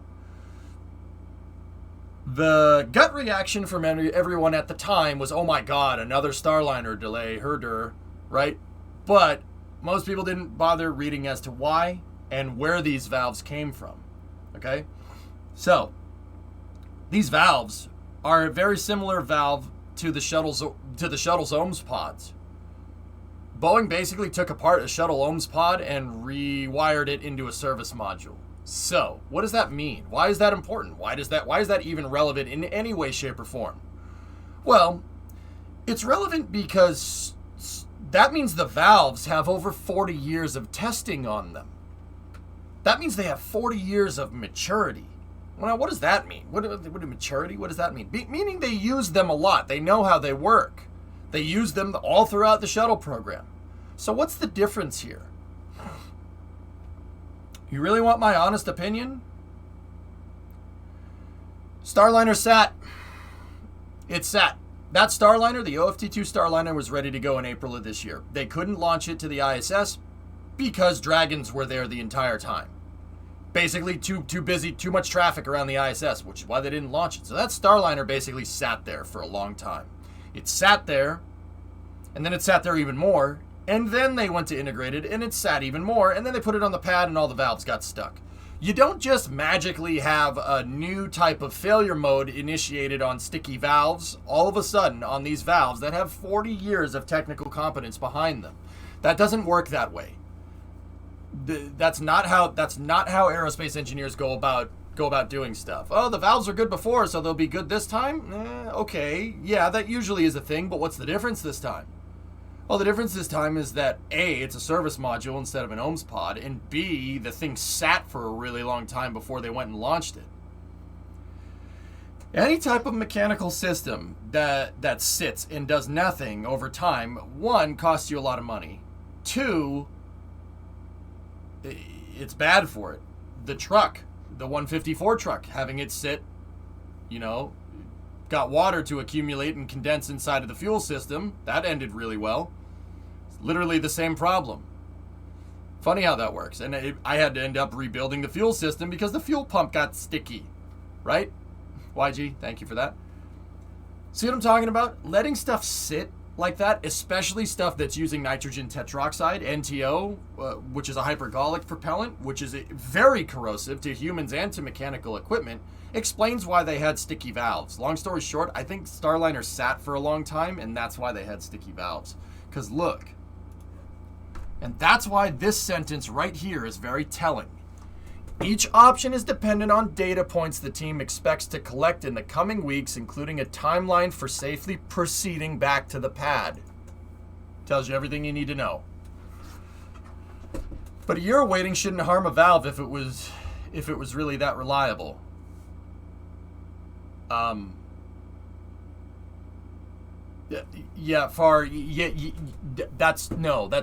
absolutely would, especially if you have nitrogen tetroxide residue inside of it. Yes, it absolutely will.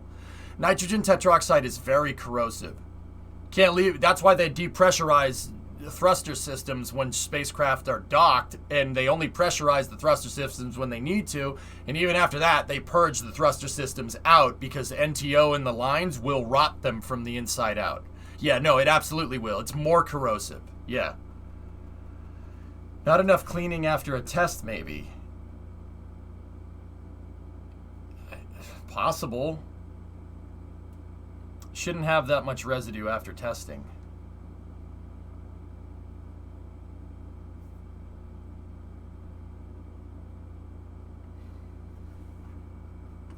It could have gotten too rainy outside the capsule. There's also that. Goalie, what am I looking at?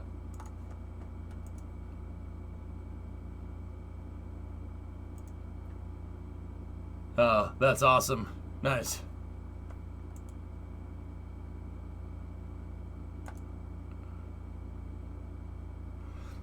EJ, there's been a comment this week about Rocket Lab's Neutron being nearly 100% reusable. I'd believe that. Isn't that one of the reasons spacecraft have a limited lifetime on orbit? Propellants do decay depending on what you're using, Shrub. I mean, liquid oxygen boils off. Wait, how long have you been back? Check the VODs. You'll see. Discovery, go at throttle up. I got back on Wednesday. Is it possible that they cheaped out on some of the materials compared to back when it was on the shuttle? Cheaped out on some materials. What does that mean? Cheaped out on some material. Far. For the love of God, man. No, they're the same valves. They would reuse the same valves and the same materials because that you've already tested that. They specifically did the opposite of that, dude, to save money. You see what I'm talking about? You reuse the shuttle systems. With rocket science, it pays to go with what you know. No, dude, built by the lowest bidder. Oh my God, guys. Jonathan, come on. What's the discussion so far? Rocket guy, my theory with the Starliner sticky valves is that Starliner sat. It sat. They basically let it sit there and do nothing for a little while because of the traffic on the ISS. I'm pretty damn sure that's why those valves corroded. Is it possible for me to make a specific donation to be awarded a drummer for his help in production? Yeah, Slot, do it whenever you need to. Storm, hell, this is the last 30-minute lightning count. Yeah. Thunderstorms in Florida, goalie? Please, tell me more. Yeah, dude, I get you. Use lower quality alloys or something. That, bro, yeah, you got to tip the stream, Absolot. Go down there and hit the tip button.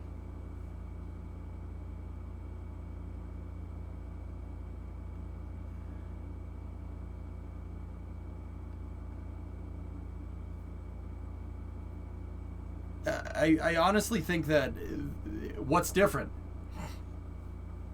Boeing should have this process down pat because they have 40 years of experience with the shuttle. They should know what works and what doesn't work. You don't try anything new with this type of stuff. You're going to use the same valves, use the same plumbing, use the same exact system, just placed differently in a different shape. Instead of an ohms pot on a shuttle, it's a service module on the capsule. Nice, Dave. There you go.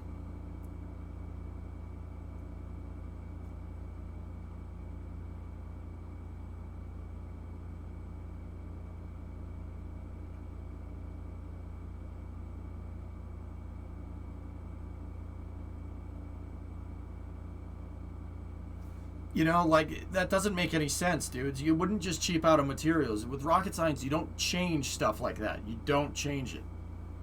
So would you say Boeing went negligent on depressurizing and purging those valves? No. No, Everest. I'm saying that leaving it... Okay. Think about it like this, all right? Does Boeing have a process for leaving the spacecraft in the hangar for 3 months? Is there a process for that? Is there a handbook for that? No. That's just an operational constraint. They basically have to put the capsule in safe mode and keep it in the hangar and have it do nothing. It basically sits there. Is there an operations checklist for that? No. Where's the capsule designed to be for the long term? Where is it designed to sit? It's designed to sit on orbit, not inside of its hangar. See what I'm talking about? Now, could Boeing have not planned for that contingency? Yes. Could failure modes have manifested themselves because they didn't plan for storing the capsule fully built in the hangar for 3 months? Yeah, sure, absolutely. I'd absolutely believe that. And that's what I'm trying to tell you. I think that's what's going on. NASA all but says it in the presser right here. Safely proceeding back to the launch pad. A timeline for safely proceeding back to the launch pad. That tells me everything I need to know. The NASA article is literally all but saying what I'm telling you. Is it possible that something happened? Like what? EJ, wrong. They do. And they will know what has to be done based on how long it sits. Soapbox, I think you're just shilling for Boeing right now.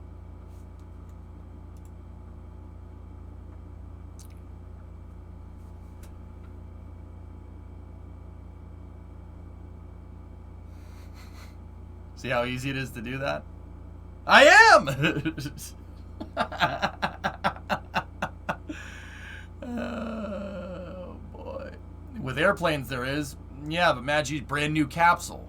It's a test flight, dude. Like, I'm telling you, man, that stuff happened because that capsule sat. I'm pretty dang sure. Magi, I mean, dude, tell these folks how bad it is for an airplane to just sit in the hangar and do nothing. Even if it's maintained, it's still bad for it. Because you have to maintain it. Discovery, go at throttle up. Hokey gifted a sub to Soapbox. The only way they would know what to do after having the thing sit that long is if it uses parts that already have flight heritage, like RCS thruster valves. Obviously, it was Gremlins. I'd believe that at that point. I believe that at this point. Sure, why not?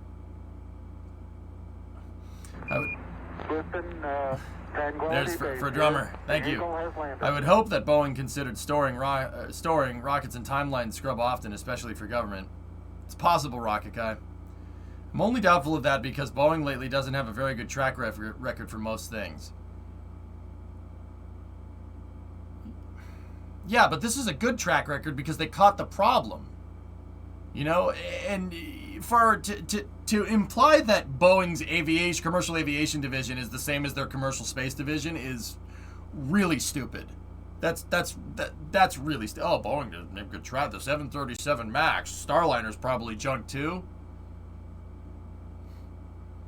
You know those aren't the same company, right? Like, it's a wholly owned subsidiary under Boeing, but they're different companies, right? Like we know that those are two different entities, right? That's like saying, oh, you know, SpaceX's Starlink division is in charge of Falcon 9 operations. That's not the same thing.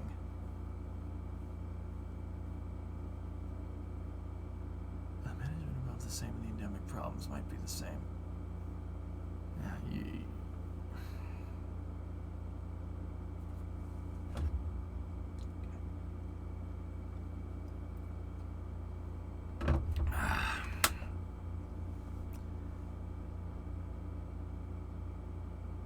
Yeah, I know, Synerd. Yeah. Similar culture is probably at play.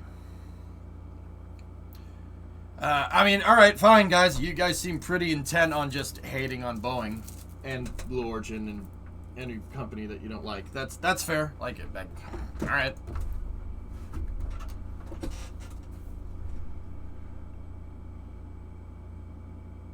I'm surprised they didn't put burst discs in the line before the valves like they had to do with Dragon 2. It's a totally different valve design. What do you like? Oh my god.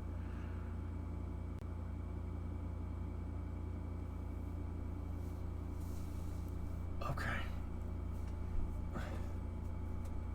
At least we get. There's no discrimination in the Space Force. I hate all rocket companies equally. I'd be willing to say that Starliner and yeah, I don't know.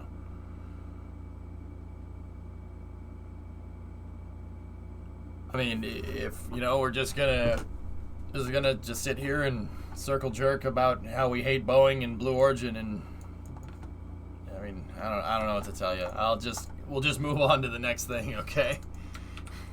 That seems to be the case that people seem very, very, very, very intent on, you know, that and not willing to entertain any other problem. But hey, it's cool. Okay, it really comes down to a Boeing issue. Once we know the cause of the problem, to be fair, the systems and engineering and management elements should consider all facets, both within and outside expected operations, but this could definitely be a fluke and will be rectified once the issue is known. I mean, you know, on the other hand, it's better that this problem happened down here so it didn't happen up there, you know? Any plans to see the new James Bond movie? Not really interested, Creation, to be honest.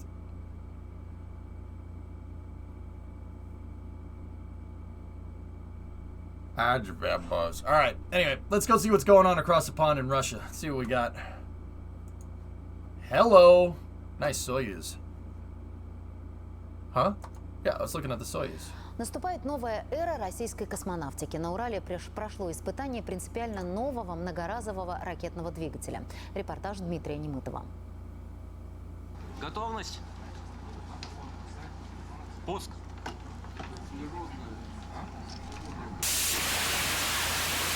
Огненная струя What is this? Ooh. That looks like a toroidal aerospike to me. Пением вырывается наружу. Так начинается новая эра космонавтики. Силовой агрегат этого ракетного двигателя не имеет аналогов в мире. Oh, look at that thing. Принцип его действия засекречен. Разработчики оперируют лишь общими фразами. Из камер сгорания вытекают продукты сгорания с температурой выше 3000 градусов со звуковой скоростью. Yep, that guy's going way too fast. Телом происходит дальнейшее ускорение потока продуктов сгорания, что приводит к превращению тяги двигателя. Испытательный запуск на полигоне в Нижней Салде длится всего 8 секунд, но уже в недалеком будущем такая силовая установка. He's saying that the engine burned for however many seconds, and I didn't get the rest. Состоящая из 16 ракетных двигателей на жидком топливе, будет выводить на орбиту космические корабли принципиально новой модели. Новый двигатель планируют устанавливать на ракету многоразового использования. Ее уже окрестили не иначе, как космическое такси. Такой аппарат сможет работать на орбите, затем спускаться на Землю для дозаправки и вновь отправляться в безвоздушное пространство. Ракета сможет отправлять в космос пассажиров и грузы весом до 300 тонн. В ней предусмотрена всего одна ступень. Никакого разделения, как это происходит сейчас, не будет. При этом новый двигатель должен эффективно работать как на Земле, так и в невесомости. И пока что сделать такую силовую установку смогли только уральские ученые-инженеры. Американцам была подобная система сделана. Неудачно, не получилось. К сожалению, пошли отказы, и они прекратили эти работы. Во всяком случае, публикаций больше не было. Мы сделали так, что у нас все работает. То, что свершилось сегодня, я считаю, это большой шаг. Это реализация очень большой идеи. Я надеюсь и очень уверена, что у нас все получится, и вы присутствовали при историческом моменте. В будущем разработчики переведут новый агрегат на водородное топливо, и он станет еще и самым безопасным ракетным двигателем из всех существующих. Дмитрий Немытов, Денис. The Americans tried and failed, but we managed to succeed. Урас Бахтин, Вести Урал. I mean, well, what about the J2S then, man? Hold on.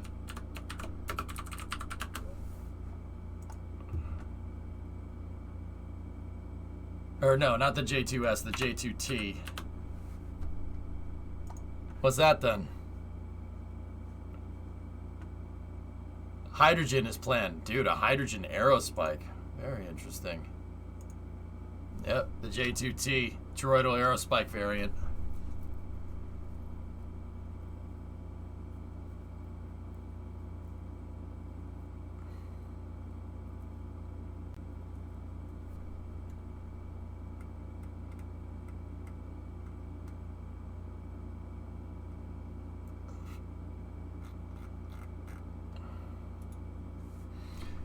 I still like the XRS 2200. Oh, Bay. Oh, love that thing. That thing is so dope. What's the conceptual benefit of aerospikes over normal engines? Well, aerospikes basically are engines that can work well down here and up there. We have vacuum optimized engines like RL10s, Merlin 1D Vac. It's basically, and then you have like first stage engines like Merlin 1Ds or RD 180s. If you notice, the upper stage nozzles are a little different. They have a different what's called expansion ratio. The expansion ratio basically is the shape of the nozzle. Upper stage engines tend to have bigger nozzles. You need a bigger nozzle because of, long story short, because you're in space. You want to learn about the technical stuff behind that. It has to do with mass flow rate and underexpanded, overexpanded plumes and ambient air pressure, stuff like that. The short summary of that basically is this. With a regular rocket engine, you need to have either kind of a hybrid nozzle, like the shuttle engine's nozzle, or a fully vacuum optimized nozzle, or a fully sea level optimized nozzle.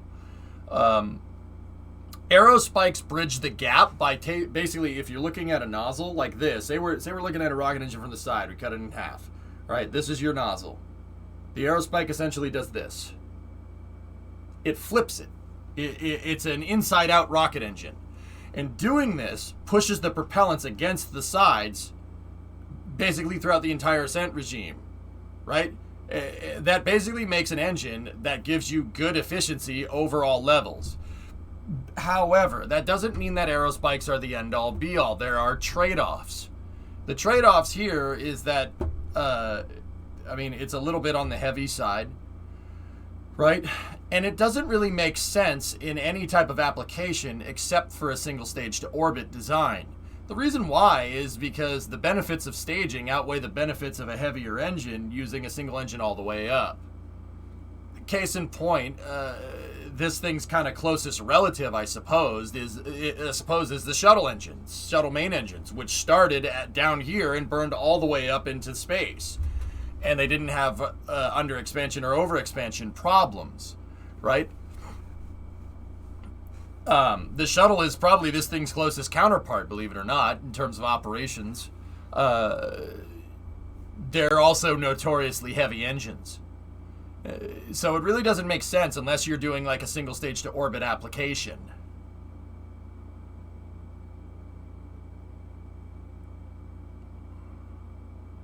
Also, massive heat issues. That could have been solved. That can be solved. Just regeneratively. Just regeneratively cool the nozzle. Yeah, right. Like. So, I mean, the benefits of an aerospike really only make sense if you're using single stage to orbit applications. In which case, you'd need to use hydrogen, which further complicates the vehicle. That's the whole X-33 problem. You know. Your space is at a premium, a very big premium. So you need to use certain propellants to make the vehicle light, and then you need to make certain tanks out of certain composites to make the vehicle light enough to be able to SSTO correctly. It's a complicated thing. You basically decide to go with a one-engine design. You need to make your tanks lighter because your engine's heavier, and if you make your tanks lighter, you have to go with more exotic materials, and then you need to use hydrogen to get good efficiency all the way anyway. There's a lot of things that compound, and it ends up being easier to just make a two-stage rocket and just have an upper stage engine and a first stage engine.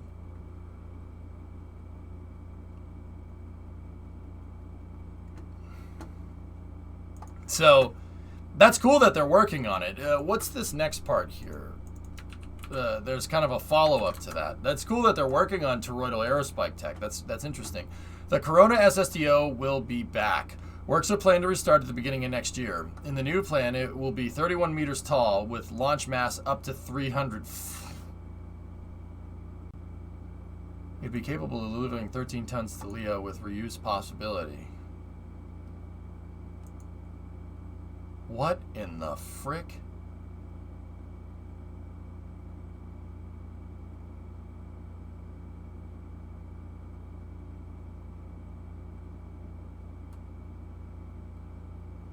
Rocket Guy, you seeing this?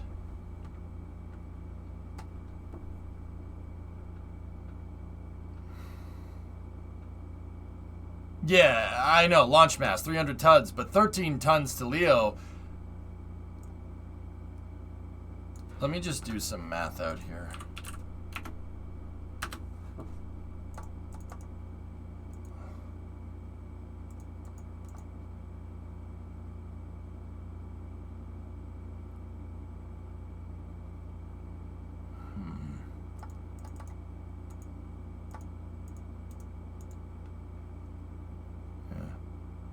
Interesting. Yeah, that's got to be using hydrogen. Like you said, those numbers don't make sense unless you're using hydrogen.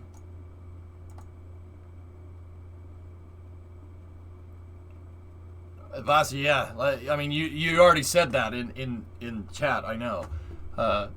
300 tons, 13-ton payload capacity to low Earth orbit, that's got to be hydrogen. Hydrogen is the only propellant that can achieve that kind of efficiency. The reason why is due to a principle in rocket science called mass fraction. Mass fraction basically means how much fuel do you have on the ship and how much ship do you have on the ship. And this feeds into the delta V formula in efficiency. It's initial mass and final mass. Your payload ends up being included in your final mass because your payload is not fuel. All right? Your launch vehicle is also not fuel. All right? 300 tons is our wet mass here. So that means how much, or initial mass, which that's how much a vehicle weighs, vehicle, payload, and fuel. Then you have a final mass. The final mass here is just the vehicle, presumably with only a little bit of fuel left over to be able to come back down and land, and also your payload. 13 tons, 13 is a heck of a lot of payload capacity for a 300-ton total vehicle. That's a lot of dry mass. That's a lot of mass that is not fuel. So that's a very, very low mass fraction. So unless you run engine rich, you could.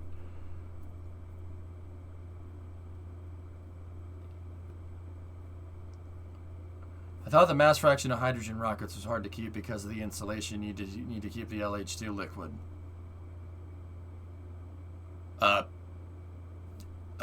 Yeah, not really particularly correlative to what I'm talking about here, but yeah, I mean, I was getting to that. I mean, I was moving towards in that direction. Long story short, I mean, that's kind of a subset of what I'm talking about, Synerd. that's too complicated for this analogy. You know what I mean? What I'm saying is that that's a lot of mass to carry, and you need a lot of fuel to carry that mass, right? That's a very, very, very, very high mass, or very low mass fraction, meaning that, you know, when the thing gets into space, that's a lot, 13 tons, and then how much does the vehicle weigh? Another 13?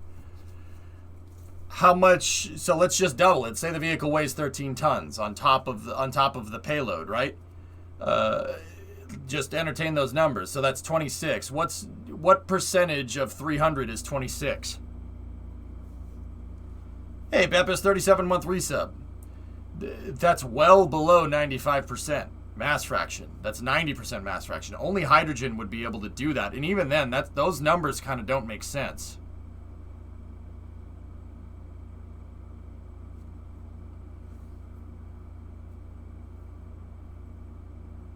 That's the same weight ratio of a Falcon 9, though, if your math is right. Yeah, it's not, though, Mab, because this is an SSTO. It's not a staged vehicle.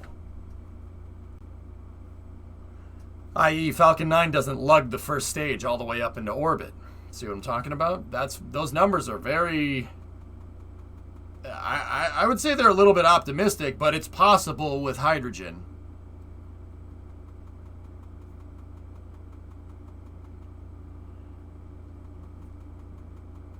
Interesting. Well, I mean, I wish them all the best. The aerospikes are really cool tech, and they make sense with only in the application of SSTOs, which is pretty neat.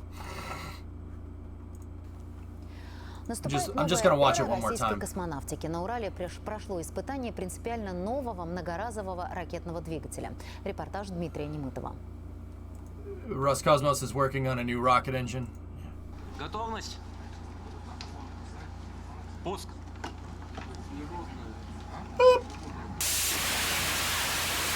Огненная струя с шипением вырывается наружу. Так начинается новая эра космонавтики. Силовой агрегат этого ракетного двигателя не...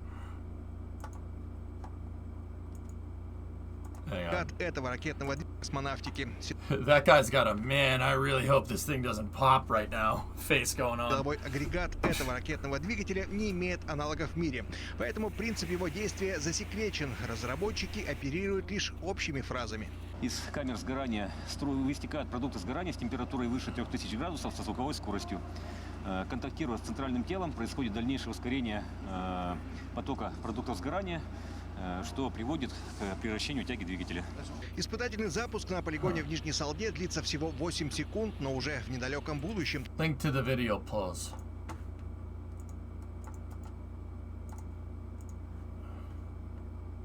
What fuel is that using? That's a weird color. Установка, состоящая из 16 ракетных двигателей. I didn't get that part. Vasia, what are they using now? I know that they said the scalability to hydrogen eventually.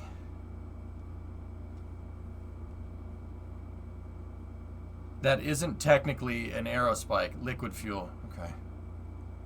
How is that not technically an aerospike? На жидком топливе будет выводить на орбиту космические корабли принципиально новой модели. Новый двигатель планируют устанавливать на ракету многоразового использования. Ее уже окрестили не иначе, как космическое такси. Такой аппарат сможет работать на орбите. The jets are all separate. I think, Absolut, you need to revisit your definition of aerospike engines. The engines don't need to be exactly next to each other. They don't need to be like stacked next to each other. That's an aerospike. You have your engines pointing inward at a nozzle. It's, like I said, rocket nozzle reverse. They don't have to be next to each other like that. Спускаться на Землю для дозаправки и вновь отправляться в безвоздушное пространство. Ракета сможет отправлять в космос пассажиров и грузы весом до 300 тонн. В ней предусмотрена всего одна ступень. Никакого разделения, как это...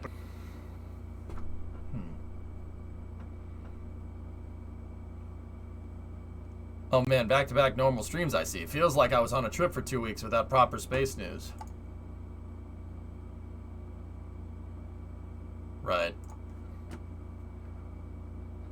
They're not coils, they're COPVs. It looks like they did wrap them in copper, which is strange, but...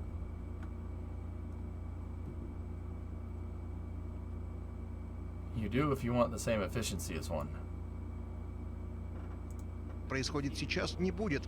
При этом новый двигатель должен эффективно работать как на Земле, так и в невесомости. И пока... No, the reporter did say payload up to 300 tons. Yeah, he definitely misspoke. I mean, Vasi, even then, 13-ton payload capacity projected with 300-ton wet mass, that's very optimistic, dude, even with hydrogen. I mean, don't get me wrong. You know, you could say that, and then in the same, you know, you can't say that and then in the same breath say, like, oh, this engine doesn't exist. There's hey, a functioning prototype is pretty damn good, dude. Reporters are normies. They have no clue. Yeah, tell me about it, Kim.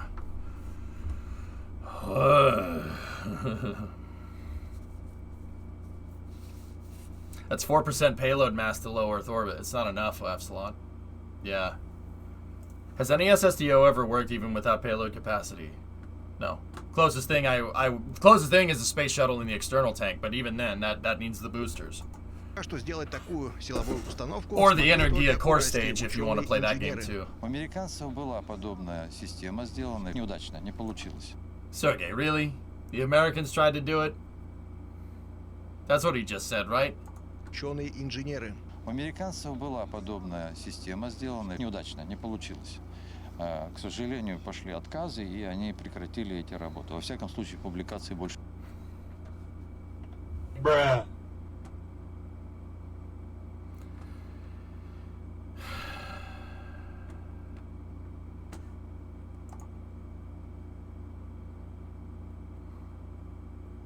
Is he talking about my X-33? You better not be talking about my X-33. Bruh, you better not be talking. It was unsuccessful because of bullcrap. That wasn't a success because it was a bad design. Don't you dare, Sergey. Don't you dare talk bad about this. Well, is it flying now? Oh, you dick. That's not funny.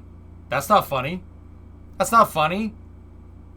Hey, where's Energia at? You jag off? Why would you say that? Stop it. You stop this now. Что у нас все работает. То, что совершилось сегодня, я считаю, это большой шаг. Это реализация очень большой идеи. Я надеюсь и очень уверена, что у нас все получится, и вы присутствовали при историческом моменте. В будущем разработчики переведут новый агрегат на водородное топливо, и он станет еще и самым безопасным ракетным двигателем из всех существующих. Дмитрий Немытов, Денис. Bro, I've never seen you guys' test stands up close. This is a huge testing chamber. Where the heck is this at? Does the cone on an aerospec make more power with each engine facing down separately? If so, how does that work? It's more about getting better specific impulse than anything, Bagel Buddy. Yeah. Looks like a garage behind your house. It's in Russia. I see you guys haven't lost any of your wittiness over the last 2 weeks. Ural? Spasiba. In the middle of nowhere and it looks cold as hell. It is October. Cold. Oh, yeah, Russia's cold, am I right?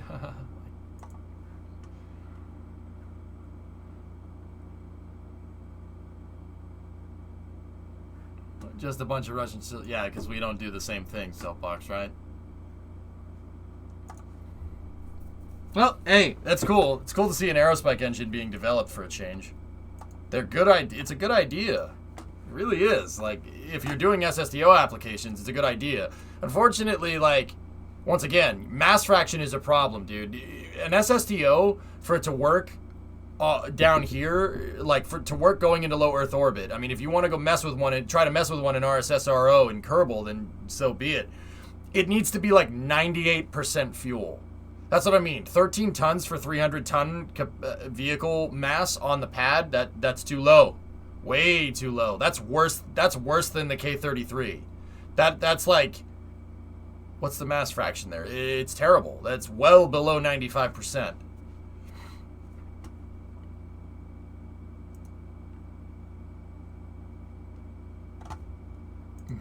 Yeah.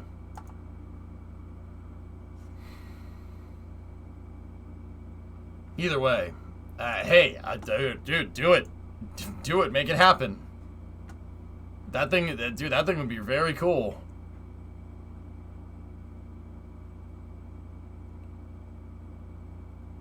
Yeah, Nighthound, yeah, exactly.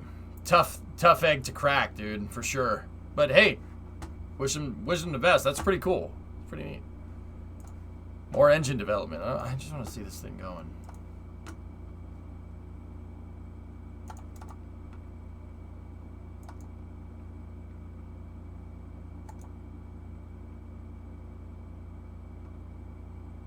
Guy's like, I hope it doesn't blow up. Look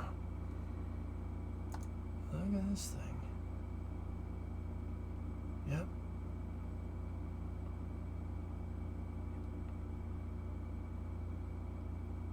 Okay. So you have solenoids right here that basically valves that open up, and this looks. I just want to see a picture of it again. Can we get a picture of it backed off?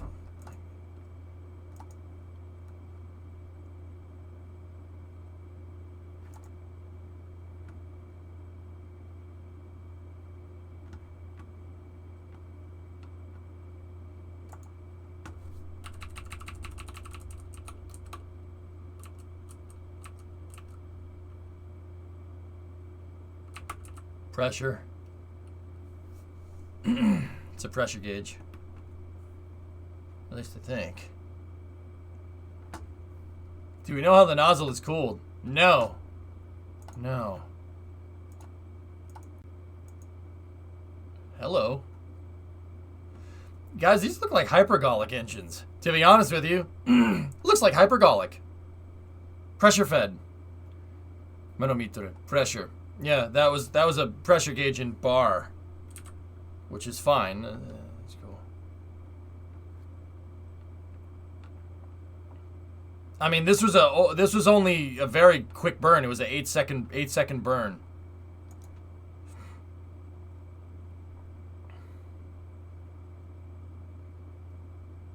This looks to be hypergolic. There's your fuel delivery, liquid fuel and oxidizer delivery manifolds right there. That's what these two bars are right there.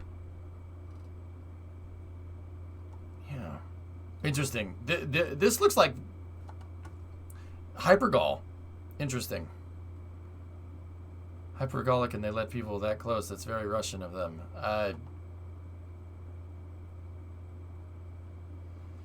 It's a fuel rare with injectors then. Yeah, hypergolic engines have very similar delivery manifolds to a fuel-injected car. In fact, the injectors literally do the same thing. It's an electronic solenoid. It's an electric solenoid pressure-fed system. Literally, it's the same thing. Only they back pressure instead of having a fuel pump back pressure it like and pressurize the line. They use like helium or something to provide back pressure to push the propellants into like to pressurize the system, and then they just click open the solenoids. Seriously, a hypergolic rocket engine like RCS, like the Draco engines, is 2 fuel injectors. That's it. 2 fuel injectors and some pre-valves and fuel tanks with pressure behind it. It looks like a hydrogen engine, and the nozzle is ablative like the R68 on the Delta IV, where the plume is red. Could be.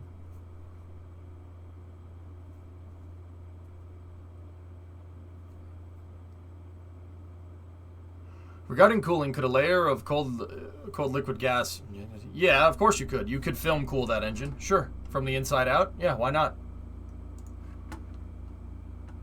Cool design, though. Hey, it's cool to see a new engine get developed. That's really neat.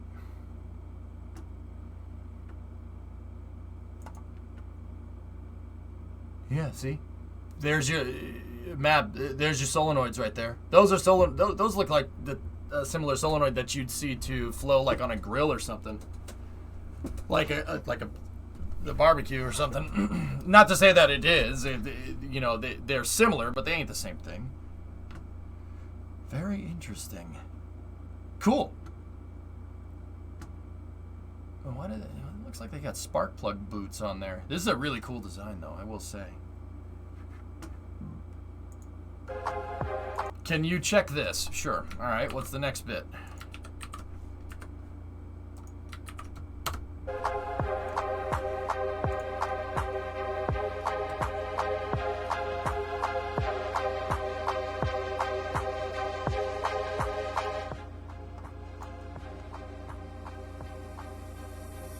Probably Synerd, yeah.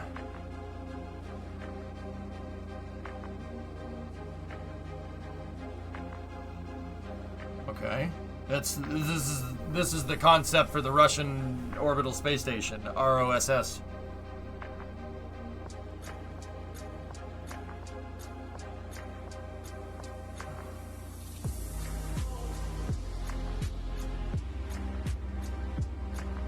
There's the Oriole capsules. There's a Soyuz.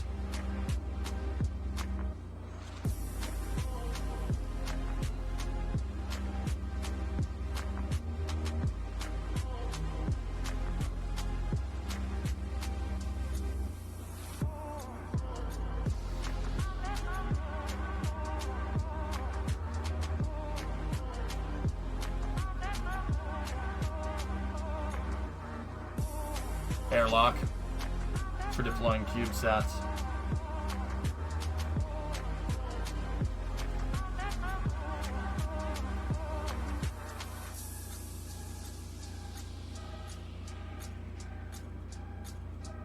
Note that the station is over the Boreal because this thing is going to be in sun synchronous. See? Or similar to it. It's a ballsy spot to put a space station.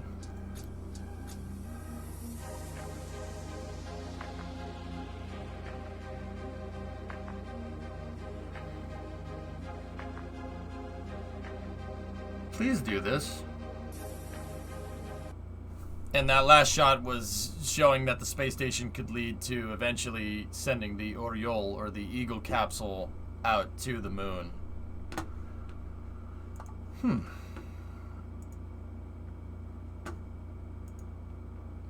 Interesting. Yes, do this. Radiation is pretty hard on polarish orbits. Basically, they're gonna use that as a way to solve the same similar problems as the Gateway.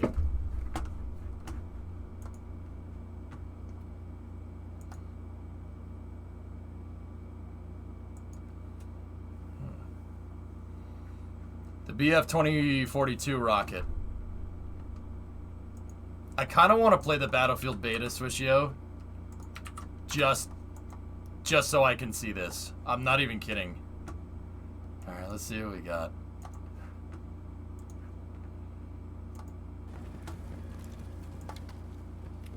No, you used solar gravitational perturbation soapbox to fix that.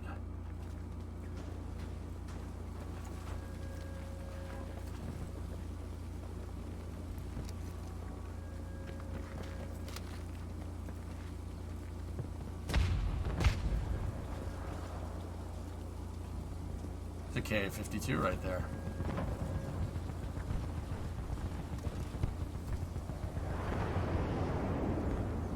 That's a rat. Did a missile just impact the first stage?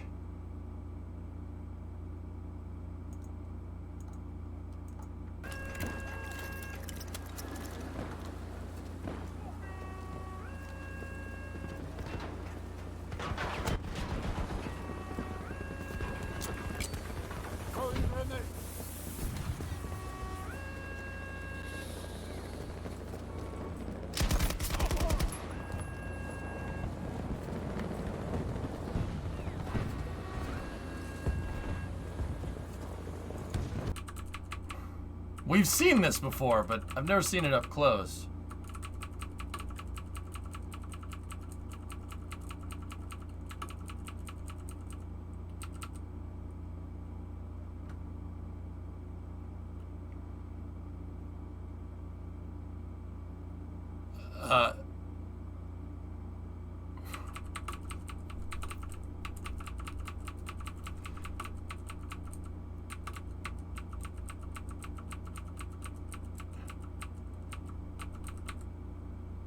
We gotta make the rocket have side boosters, but the side boosters have to have smaller legs than the big booster.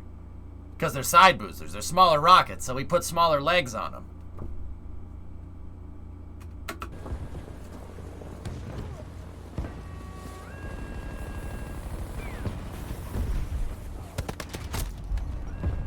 Wrecked.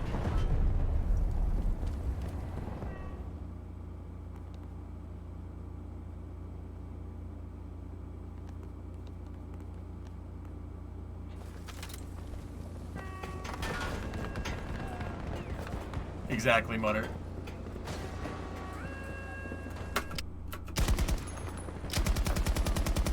Bro, spray and pray. What's wrong with you?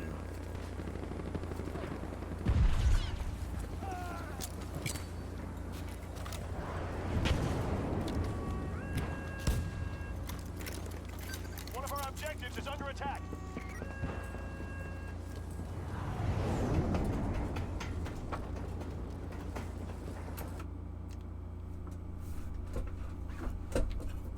What in the... Oh my god. Yeah, that's true, guy. Yeah, you're not wrong. That's kind of what this gun was designed to do. How much service equipment do you want? Yes. How much GSE? All of it. Why is stuff falling off the rocket before it launches?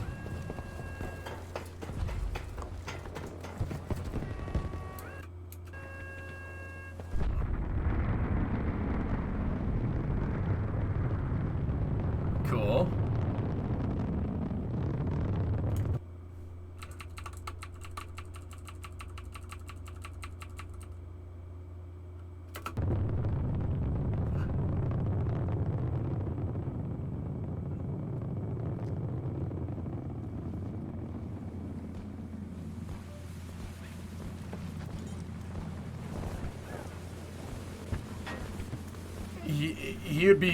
It'd be pretty hot right there, Stapled.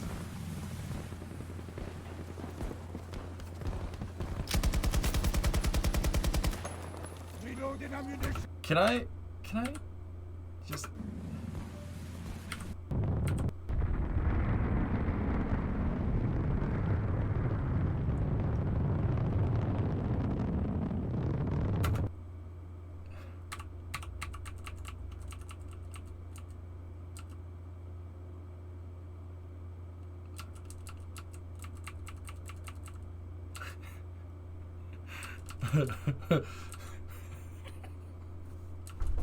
I know it's a game, and I know it's not supposed to be realistic. It's still funny. They could be RD0120s, Dave. Yeah, the expansion ratio makes it look like a hybrid nozzle. You wouldn't put hybrid nozzles on the booters. Hybrid nozzles like that on your booters don't make any sense. Yes, I'm saying booters on purpose. They're boosters.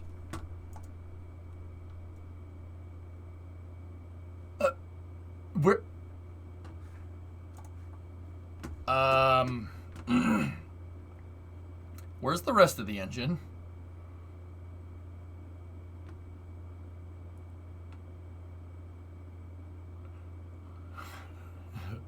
Just the nozzle. Yeah.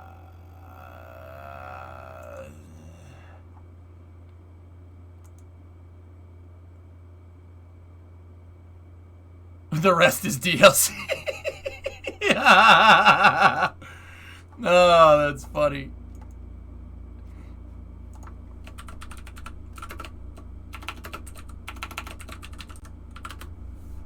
Yeah, that yeah. Oh, there you go. There you go. It's fine. It's fine. Yeah, there you go. Engine. Yeah.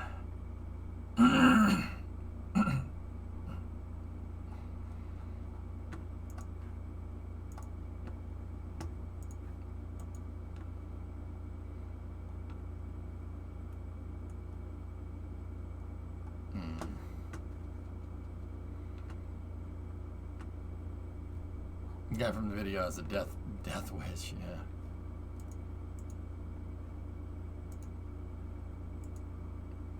Huh. Not lazy modeling artist, though, for us. Modeling artist with deadlines. Rocant.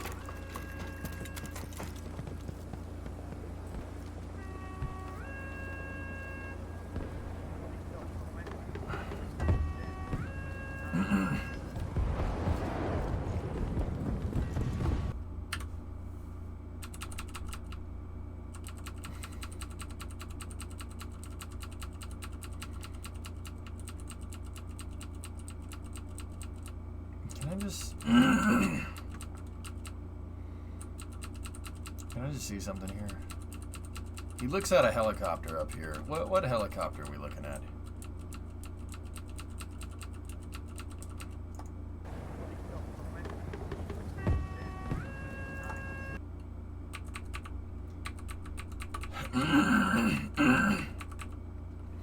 Heinz would be still operating in 2042. Nice. Yeah, I believe that. Sure. There's grid fins on the rocket, okay? Model that after an S2 fueling umbilical, I see. Your fueling umbilical isn't hooked to anything.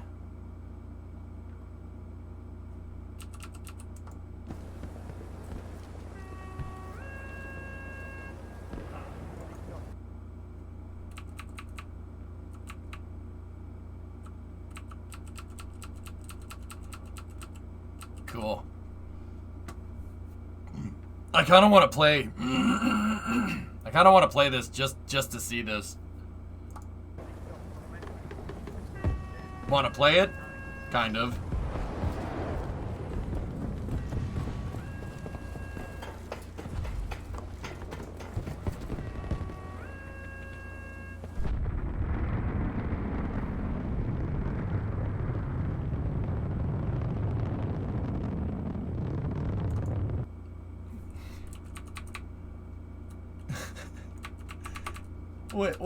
What's that little thing?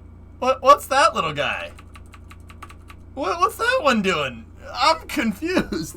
Is there a little engine next to the big engine? Wait a minute. He's helping. He's helping.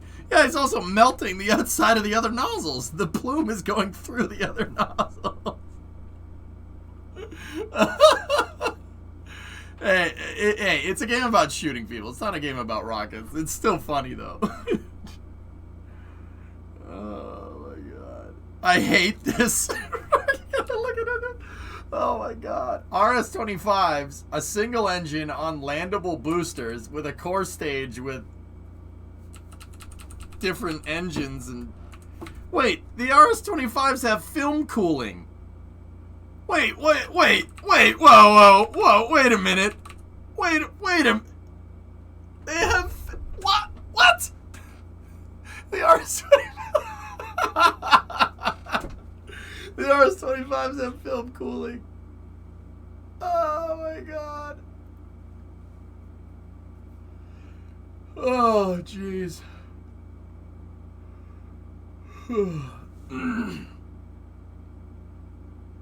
I think they took their design from that show, the Space Force show, yeah.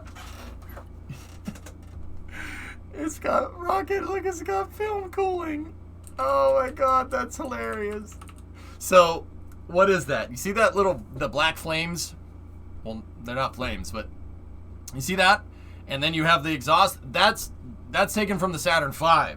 That's taken from the F1 engines. That's an F1 engine exhaust plume. But the model is an RS-25, which is a space shuttle engine. Space shuttle engines don't produce that type of flame. The reason is because the F1 took the gas generator exhaust. The gas generator is a jet engine that's strapped to the side of the rocket engine on the F1, and that's what turns the fuel pumps. So they have two fluid impellers, one moving liquid oxygen and one moving RP1, that is being spun by a very powerful jet engine.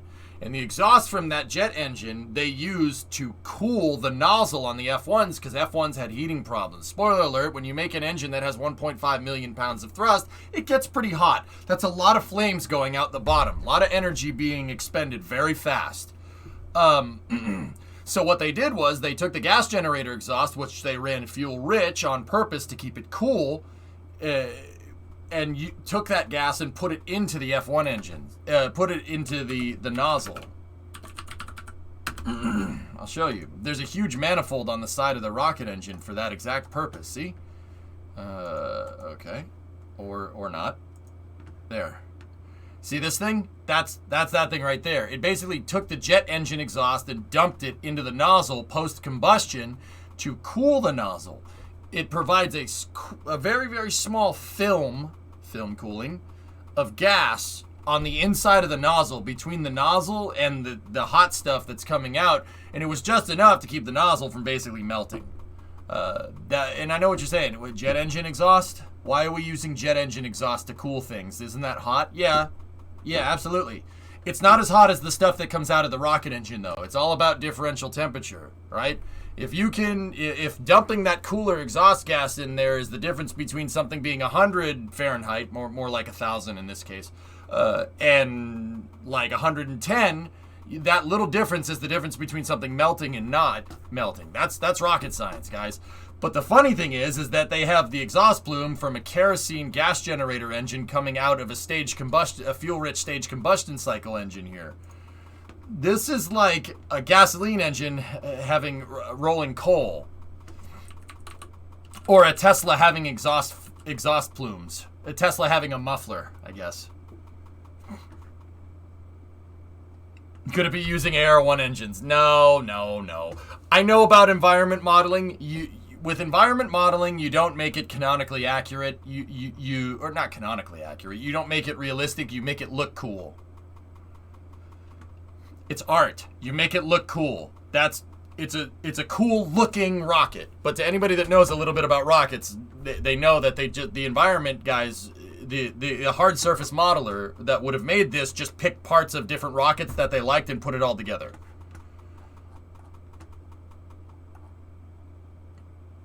Look at Forge's link.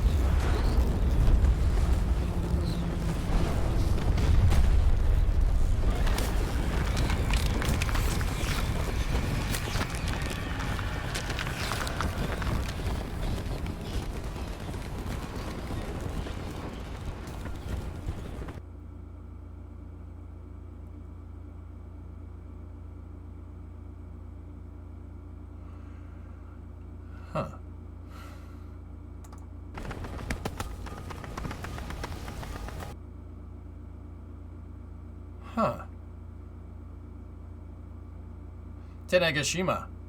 This looks like Japan's launch site, but there are elements from other launch pads here. It looks like they took the flame ducts from Ariane 6, combined it with Tanegashima, and then combined it with some elements of 39A. This looks exactly like JAXA's launch site. Here, look.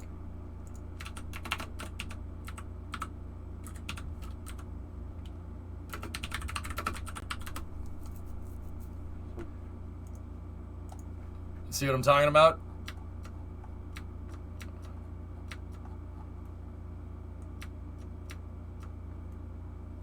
See?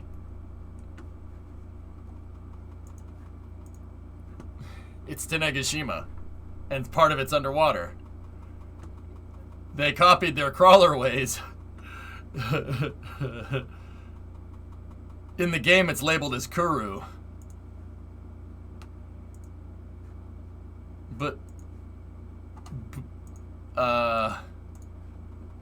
it's not though. It's Tanegashima. The 45th Space Wing would be so happy. That's Tanegashima, man. But hey, that's Ariane 6's flame duct. That's right. But this doesn't look like Kuru at all. Not even the climate looks like Kuru. Is Slick 40 down there? Slick 41? Where's this launch pad? Why does it go downhill?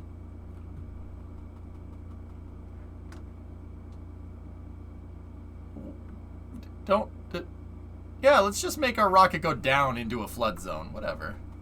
Global warming. That's not how that works!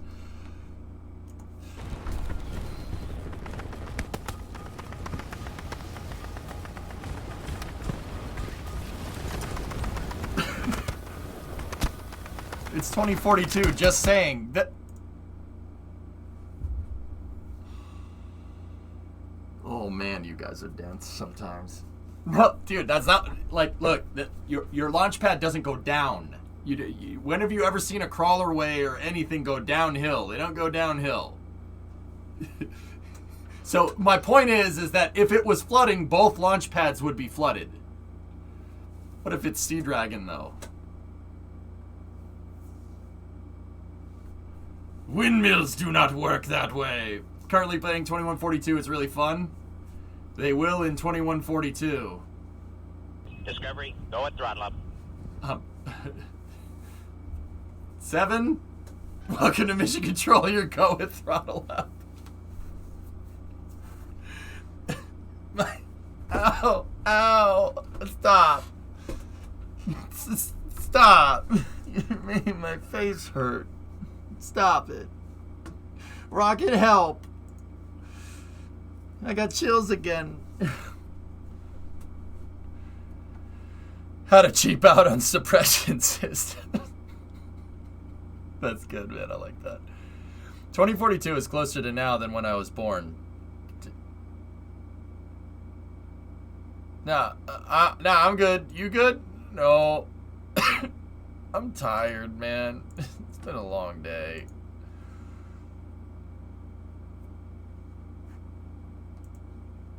Okay. Anything else? Kind of want to play Battlefield now after watching that, and that's really annoying. Also, we got Far Cry 6, and I kind of want to play that too. No, stop. I get it. Time is going by fast. I blame social media. Come play with me. We play together. 2142 will have its own metro for every scenario, which is pretty cool. Own Medio? What do you mean? Did you play Halo Infinite? No.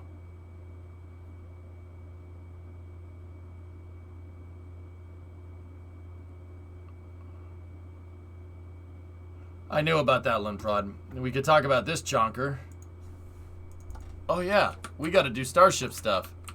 I totally forgot about that. Medio equals weather. Oh, that's cool.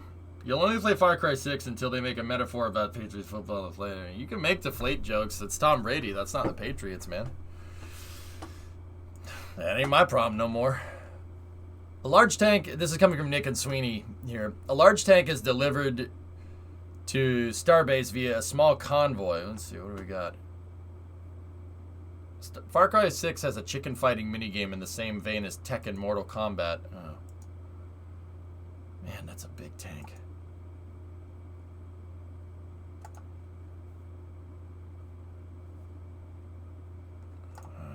Bile's doing some moving there. Interesting. Yeah, boy.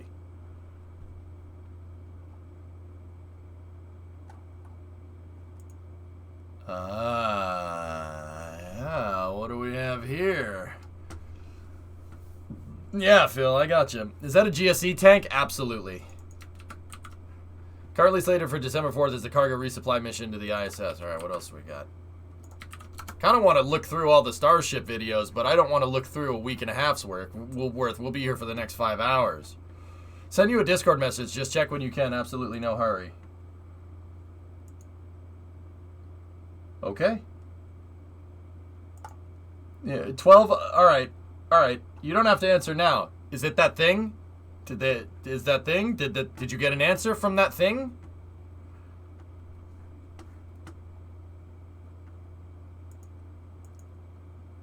It's been a little bit slower. Not much has been missed.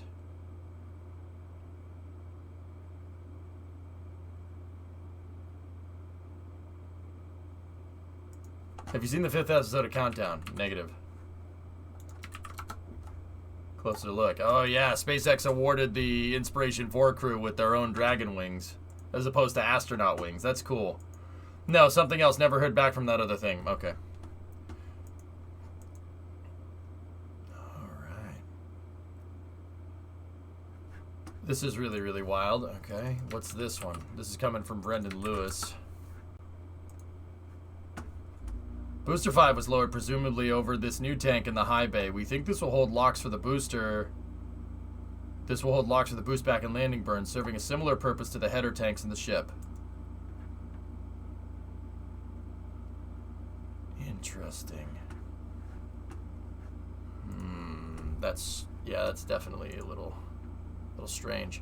All right. Hey guys, I'll be right back 1 second. I got to use the restroom. I think I'll put on the latest Starship video while we're here. I gotta use the restroom real quick.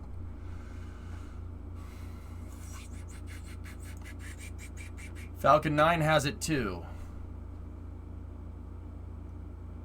Friendly reminder to those that don't know, Falcon 9 has a tank like this for the kerosene, which works in the same way. It's really hidden and not well known, and the company doesn't seem to recognize it, but it's there. Interesting. All right, here, I'll put this video up. This video is coming from NASA's space flight here. Mary, Boca Chica Gal, is the one that took this footage. I'll be right back 1 second. Got to use the restroom. Sunday or Monday. Yeah, maybe. I can do it tomorrow. I don't know. I'll be right back.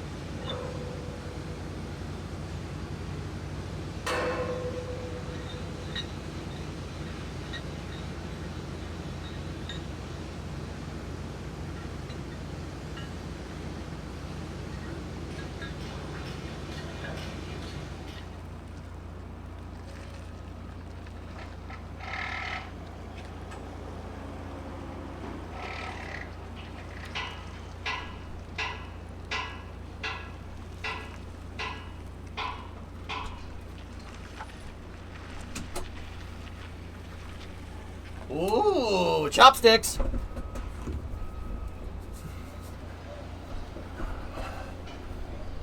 Dude, look at that bearing, man. That guy could stick his head in the inner race on that bearing. Dude, you see how big that thing is? Nuts, dude. There's an SPMT under one of those chopsticks now. See last. Men who catch rockets with chopsticks accomplish anything. Elon-san, do not stick your head in there. Hey, Discord when you get a second. Oh, hello. Just got home from work. Any time for an Astro Access chat at some point tonight? Yeah, dude. Let's do some Starship review, Sawyer, and then yeah. So yeah, that's fine.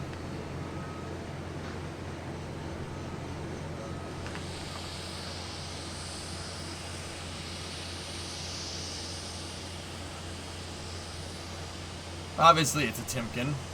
Duh. Cool, I'll be chilling like the cryo tanks. Nice.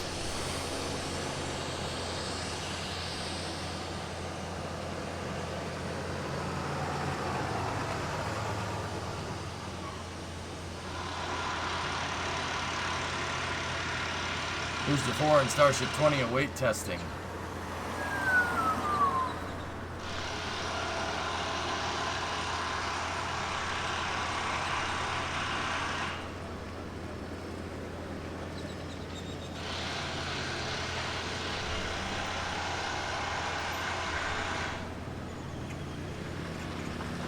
That thing is huge, man.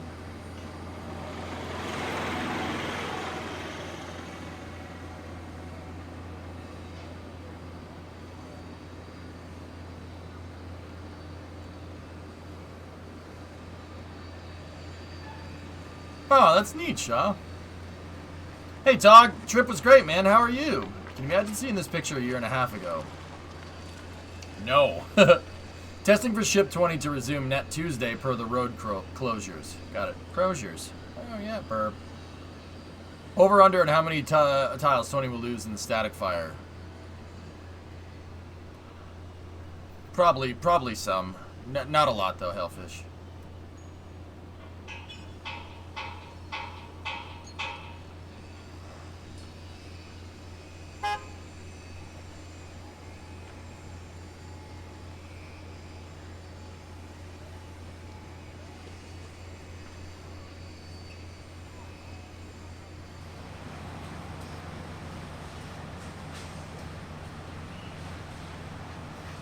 Beep beep.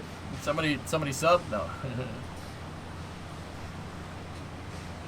Look at all these heavy duty Turks. All these Turks everywhere. Yeah, Vira keeps going and going and going and going. This is what it looked like on October 20th, 2020. Yeah. Come a little ways, didn't we, Thomas?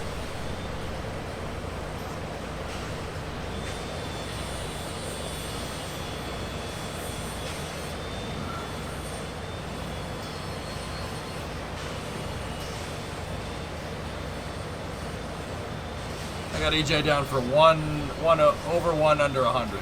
I'd say that.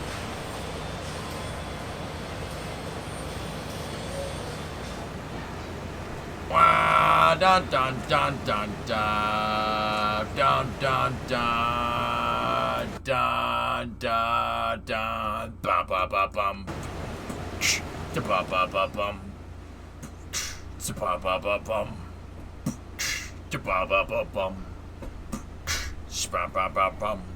Get the frick ups, bum bum bum bum. Elon says, "Get the frick ups, bum bum bum bum bum." Bum bum bum bum. Bum bum bum bum. Bum bum bum bum. What's that, Vasil? What do you got? Atlas 551. Oh God. Oh, your babos.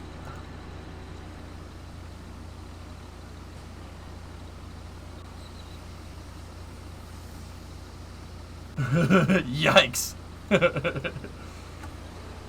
Lift the tank up. Bum bum bum bum.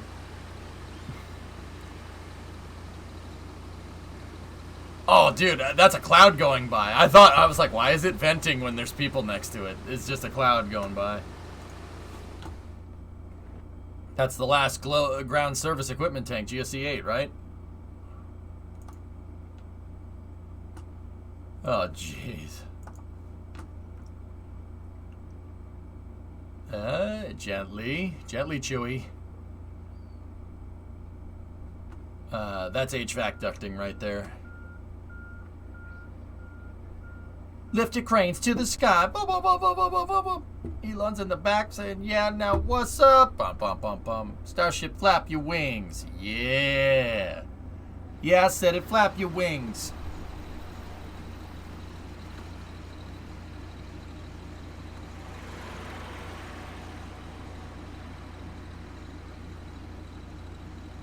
Man, the scale though. That's got to be a lifting pin. Holy crap, that's bro. That pin probably weighs as much as my friggin' truck. Well, maybe not. Maybe as much as the truck's engine.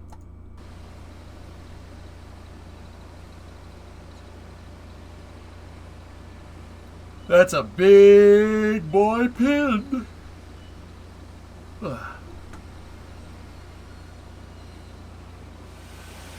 Wow.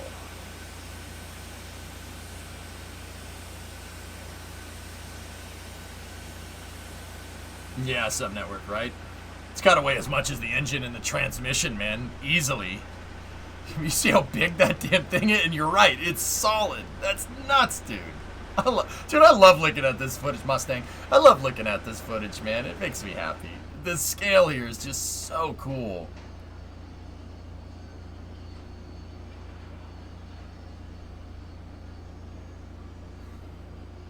You guys want to climb up this ladder over here? I'll take the elevator. Take the elevator. Did you just... Ooh, piece of candy at a Mustang?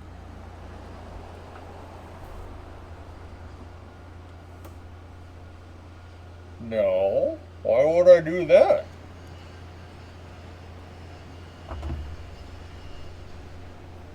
Yeah, Shady, that'd be cool. There's the vehicle stabilization system and the quick disconnect arm. They call it the... SpaceX referred to it in Tim Dodd's video, the interview with Elon Musk. They referred to it as the QD, quick disconnect. But that quick disconnect also has a vehicle stabilization system, or VSS. VSS on it. See this thing right here? These two kind of side little grabber arms. The vehicle stabilization system is basically there to make sure that the thing doesn't tip during stacking and during stacking operations. The Saturn V actually here, or well, we could use SLS. SLS has one of these too. SLS Mobile Launcher Vehicle Stabilization System. It is a, see that piece right there? The vehicle stabilization system, basically, in SLS's case, because SLS is using a mobile launcher, they have to move the rocket out to the pad. Not so much the case with Starship. Starship is more about stacking, but with SLS, they have the VSS to keep that core stage, keep the rocket basically from tipping one way or the other, and it could do that. It's basically hydraulic damper. These are two shock absorbers to make sure that if the vehicle starts doing this, it doesn't it dampens out the swaying motion basically. Now in the case of Starship, this is for stacking operations because they're stacking the vehicle outside. They don't want to put the first stage on there. They don't want to put super heavy on there and have the thing be doing this, right? When they go to stack Starship on top of it. You don't want it moving back and forth like that. It has to be quick. It has to be fast. So they have a VSS incorporated into their quick disconnect arm. The other thing to notice on the QD is that see these white lines there? Fuel lines, insulated lines. The quick disconnect will have a tail service mast basically on top of it. It is an umbilical for Starship. It basically is going to hold the fuel lines that fuel Starship up on the pad when they go to launch. The QD moved via its own power today. Cool. Like the shuttle tilted when the RS-25s ignited before the SRBs. It's that motion Swishio, but not for that reason. That was actually intended because when you fire 3 rocket engines that are pointed slightly out, the whole vehicle's going to tip. But yeah, that type of swaying motion is what a VSS is designed to dampen out. Yes, exactly. Yep, see that? See this insulated pipe? The white pipes? Fuel lines all day.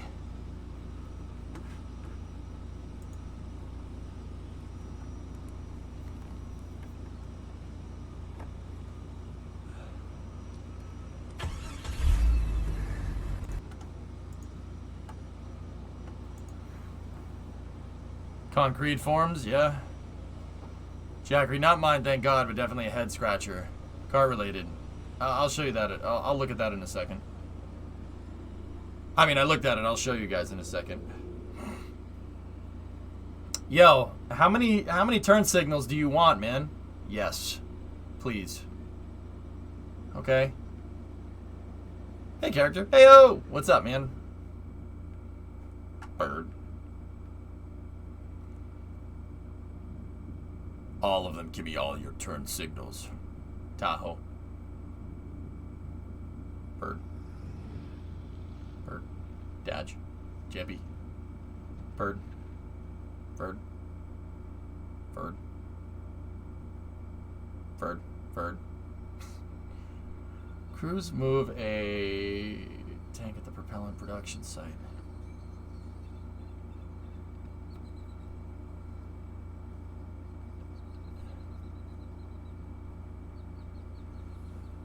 Huh.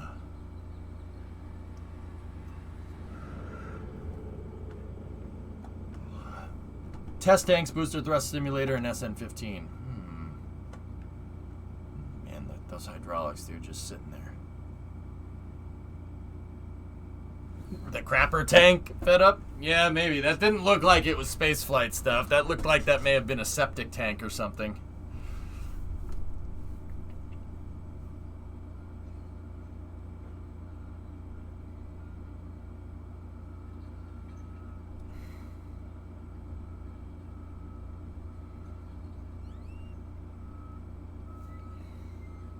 Pad ninjas have to poop. Yep. Everybody has to. Could it just be wrapped in black plastic foil? It's a septic tank. Ooh! Ship 21's nose cone. A large number of heat shield tiles have already been attached. Oh, mama. I would hope they didn't roll the flight systems unless it's scrap. That's my thoughts, Rocket Guy. It's a septic tank. It's a crapper. Oh, see, Rocket Guy, look at the spacing on those tiles. Yep, that looks a lot higher fidelity, man. Oh, that looks, yes.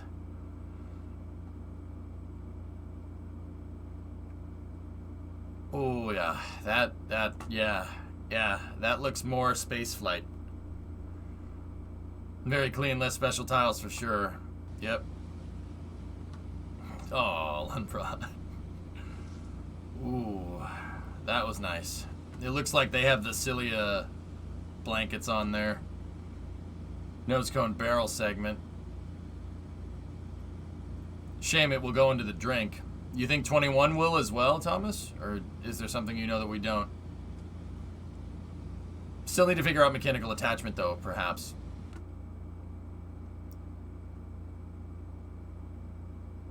The Rocket Guy, I wouldn't be surprised if they switched to a glue.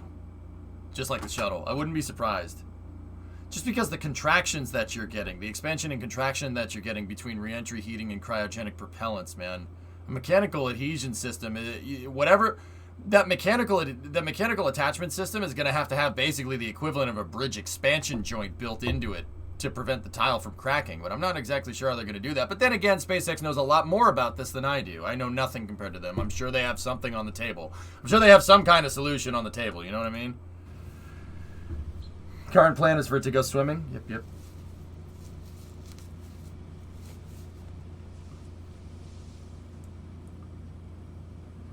Yeah, that's very true. Yeah, Rocky guy, very true. You will like this. Okay. Yeah, I'll have to look at that. What is that, booster 5? Yep.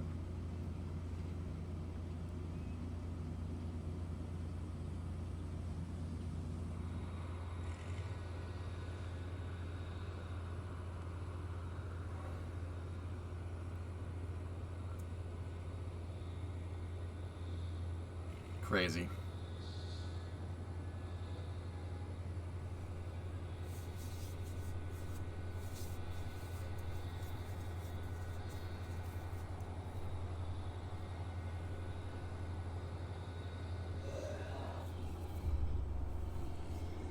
Dude, I'm so tired today.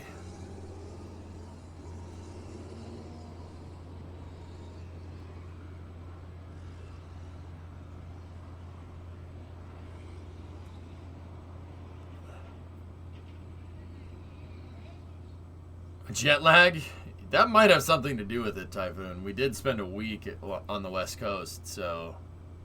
But that would mean that my brain is at 4:30, so it's not... It couldn't be jet lag. It has to be the reverse of that.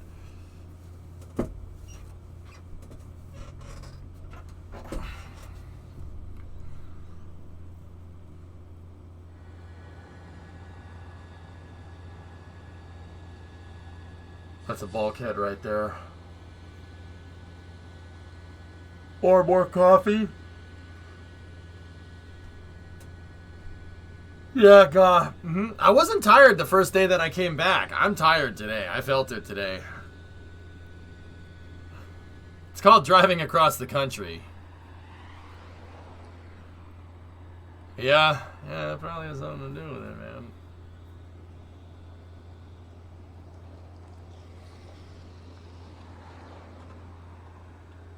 Yeah, that 12-hour drive straight took a lot out of you. Driving is like streaming, dude. It doesn't seem like it's a lot of work, but when you're 12 hours deep, you're like, you know.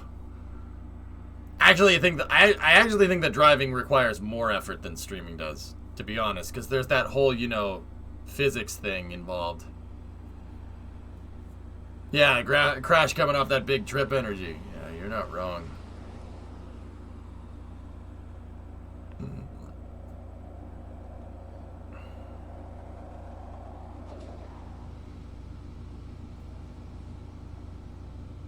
You remember this feeling the next time you wonders why truckers seem constantly pissed off. It's not an excuse. Being tired is an excuse to drive like a jerk.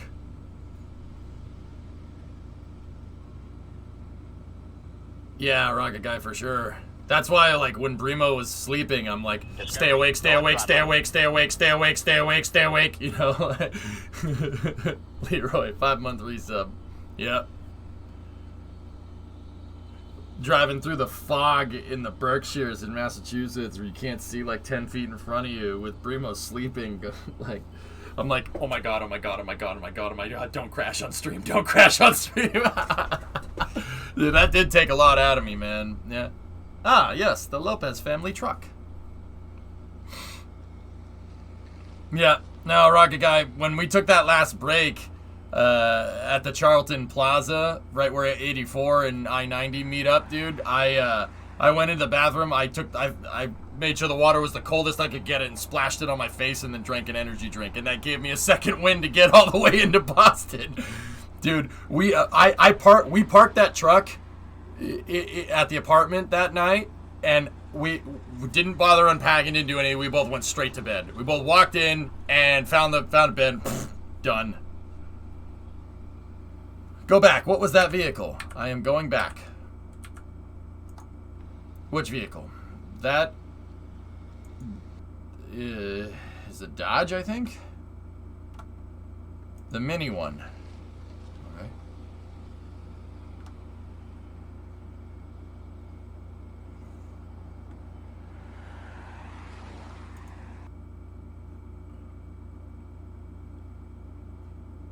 Is that a cappuccino? What the hell's that doing there?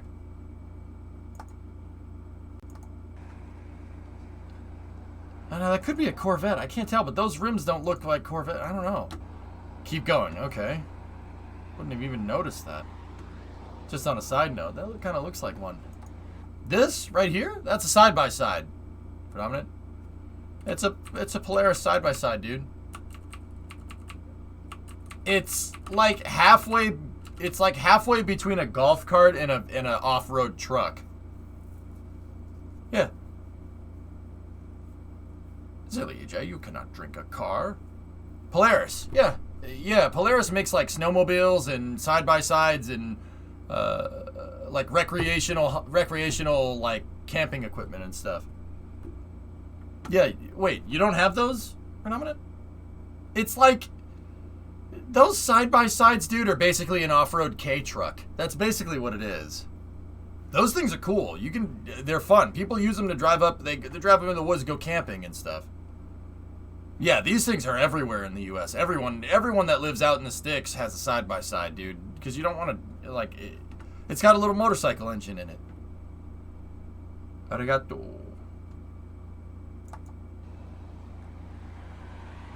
Yeah, Geeson, that's right. Yeah, we had a side-by-side.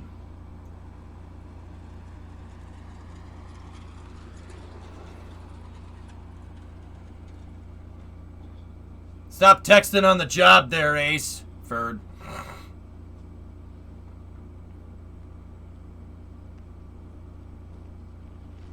Yeah, Moto. Yeah, side-by-sides are cool. Yeah, they're cool. It's like a K truck. Very small. An old school Ford Ranger right there. Nice. Your meme runs are bad and you should feel bad.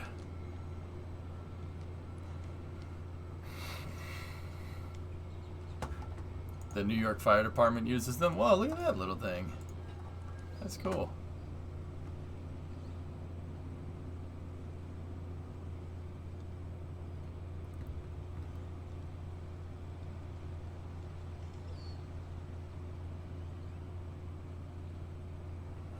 Trouble.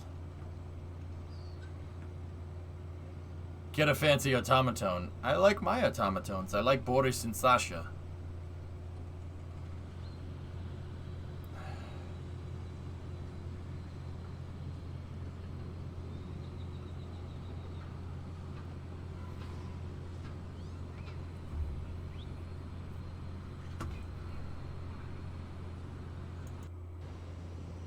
Hey, what is that? Sometimes it must be the jig for assembling the nose cones.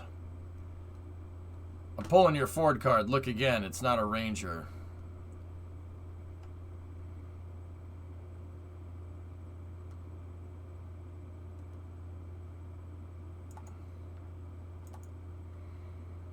I swear, if it's a Mazda B300, I'm going to punch you in the face.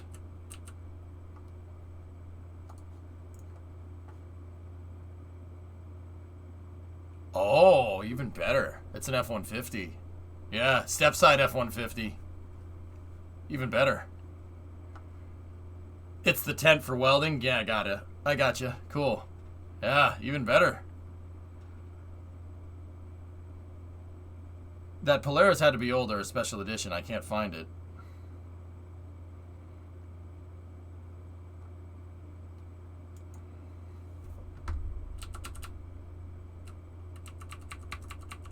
So this thing has the cab over on it.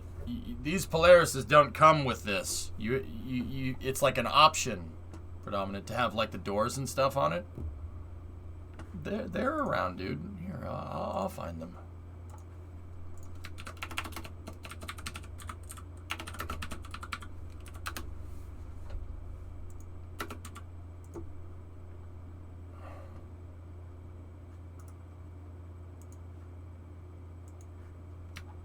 Here you go.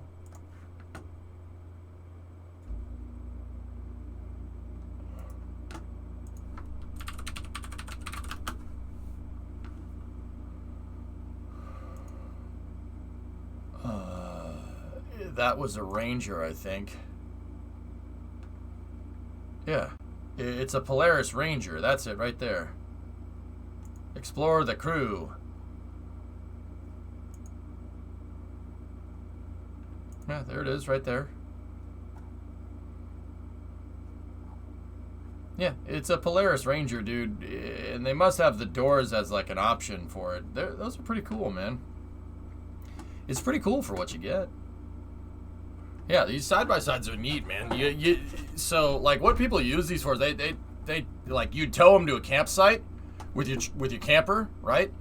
And you'd go basically set down shop, keep the truck and the camper there, and then you take this and you go hunting with this or something, or you just go hiking or to explore the woods, or if you live on a farm, it's a little bit easier way to move around. Yeah, you can do all kinds of stuff with it. It's just a utility vehicle. It's just a utility, yeah, straight up utility vehicle. I mean, if we're gonna talk vehicles in this class, I'll tell you what I like here.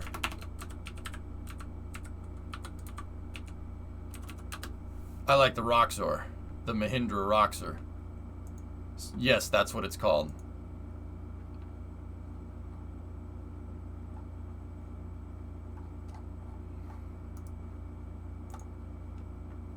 What does that thing look like to you?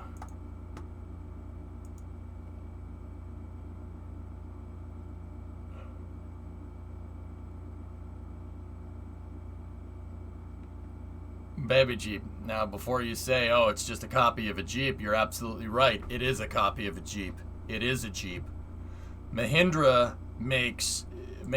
had a deal with Chrysler in the 50s, or whoever owned Jeep in the 50s, and they basically have a grandfathered in design. Seriously, you can buy a brand new CJ5 from Mahindra right now. It may have been Willie's dish, yeah. Yeah. Mahindra, for Jeep parts, dude. Yeah, right now. Oh yeah, you can buy that. And the thing is, they're not selling it as a road vehicle. It's not road legal. They sell it as a side-by-side. They sell it to compete with that, which is really cool. Yep. It is, except for the grill, it's a CJ5. It's a Jeep. Yep. See, they just changed the grill around, but they have it's grandfathered in, which is hilarious to me. See? Yep. Mahindra made license-built Jeeps in India for the longest time, and then they decided to market this vehicle as a side-by-side as the Roxor in the U.S. It's literally a CJ5. The grill, you could find a CJ5 grill and swap it out, and it'll fit. Yeah, right, Dish? Yeah, I don't know what they were thinking with that, but yeah, that's neat too, I guess. But yeah, they market them as side-by-sides. It's a freaking Jeep. Has the Jeep lug pattern and everything. It's hilarious. Oh, boy. See?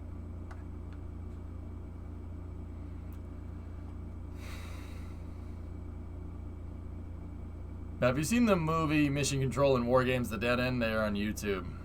Wrong title, War Games: The Dead Code. No, King, I haven't.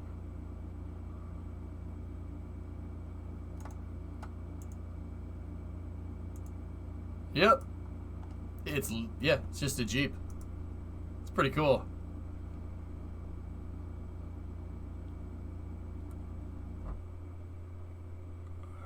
Yep. Made by Mahindra Automotive North America. Mahindra is the U.S. arm of the Indian automotive company Mahindra. It is based on the Mahindra Thar variant produced and sold in the Indian market since 2010. Mahindra has made off-road vehicles in the GP pattern since a 1947 contract with Willys to build such vehicles for the Indian market.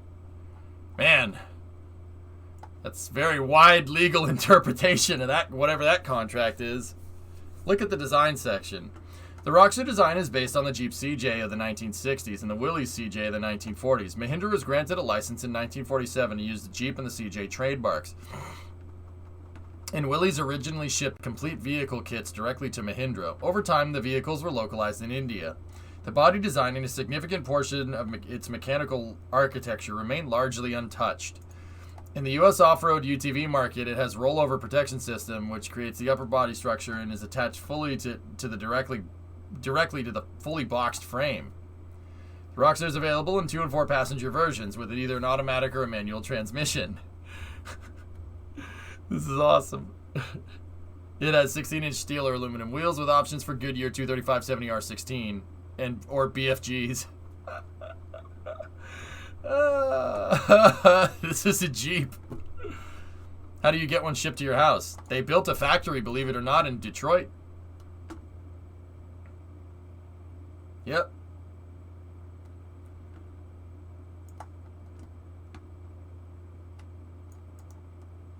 Yeah. That's hilarious. Yep. That's the Roxer. You can buy them in a kit. You can build them, or you can, yeah, it's cool. It's a brand new Jeep CJ5. Really neat. What engine is in it? Some junk diesel engine. Put a small block Chevy in it. That's awesome. I want it. Yep. Your face is a tangent. I like this tangent. This is a good tangent. It's pretty cool.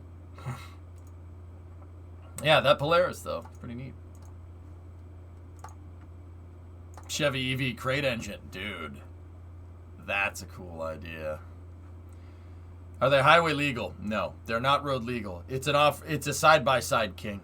So, no. Not street legal.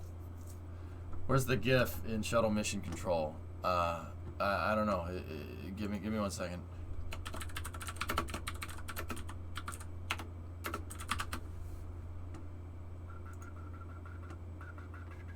Now I got the War Games song stuck in my head.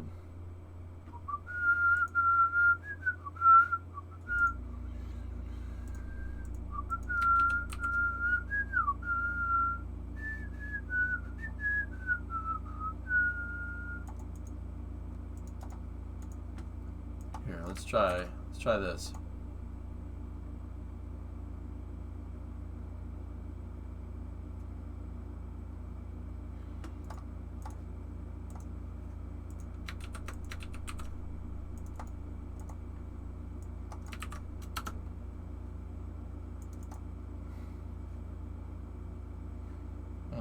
It's good enough.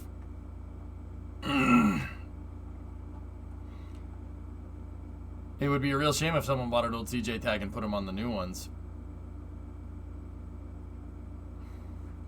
Any recommendations for an engine in a CJ5? I'm in need.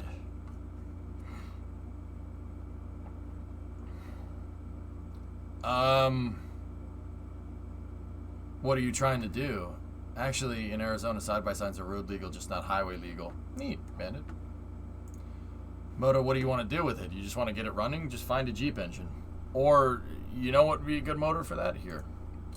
An AMC 242. The 242. That's the engine that came in them.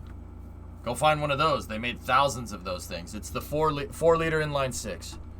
One of the best, literally one of the best inline 6s ever, or best engines ever designed. Those things are indestructible. You can shoot at them with an assault rifle and while they're running and they'll still go. Route 154. Am I finished? You have been completed, my friend.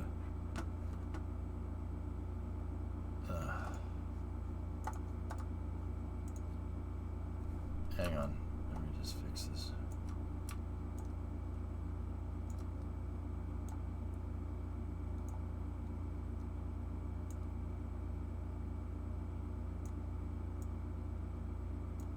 There we go.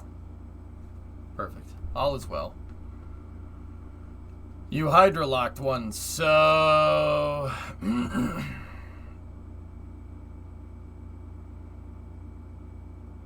So you realize that what the equivalent of what you're saying is, oh yeah, this vest is bulletproof to all bullets. Oh yeah, well I nuked one once and that destroyed it. So you're an idiot. Is that what we're getting at? Is that what you're trying to tell me? Bets on who owns this account. Rude, I have no idea, dude.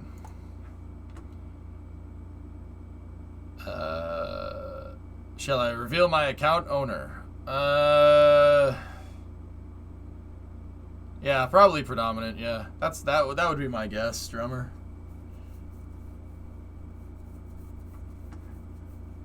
Me? Yeah, don't act like you couldn't do that on two different things. on two different computers or two different tabs. Nice picture.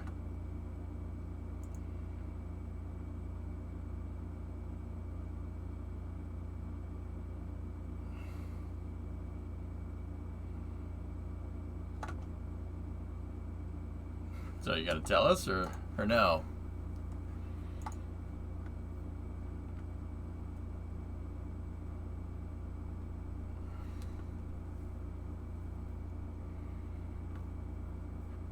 It's you? Oh yeah? Awesome. That's cool, man. I really enjoyed doing Route 154. It's really annoying, actually. I enjoyed the heck out of it. I'm glad you guys liked it too. It was awesome. That was an awesome project. You can have this account if you want. I trust you with it, man.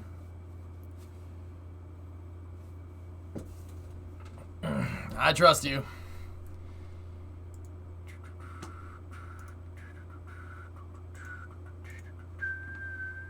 Here, let's watch another NSF vid. Let's see what we got.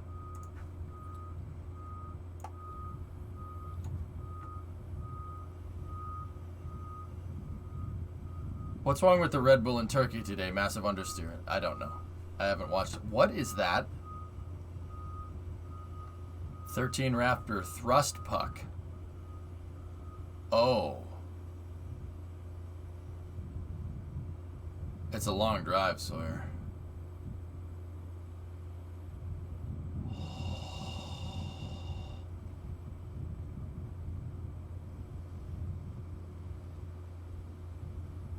Wow. Dude, I didn't see this.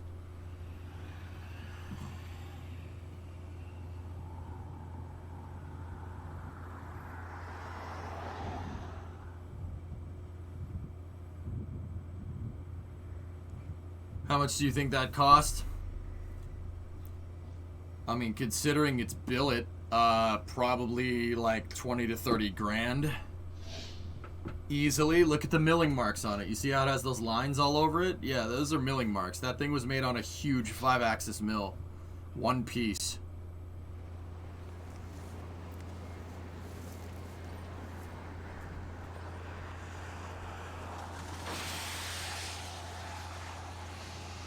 That's ridiculous, dude.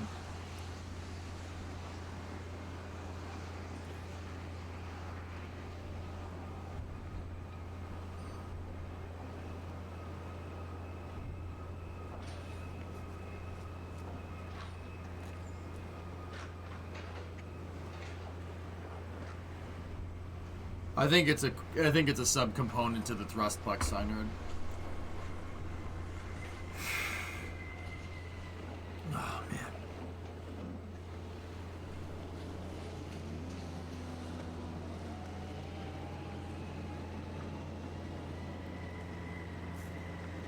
Are we gonna skip over the massive grid fins?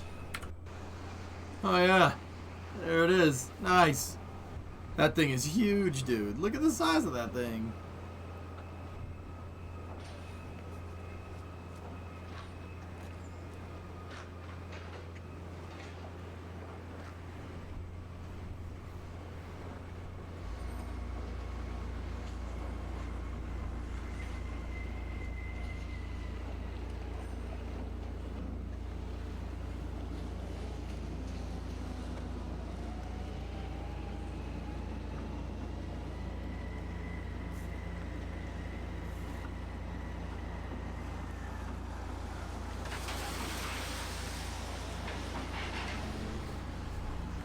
For an airport ground crew. Hey, that's pretty cool. All the Booster 5 grid fins have been spotted. Neat.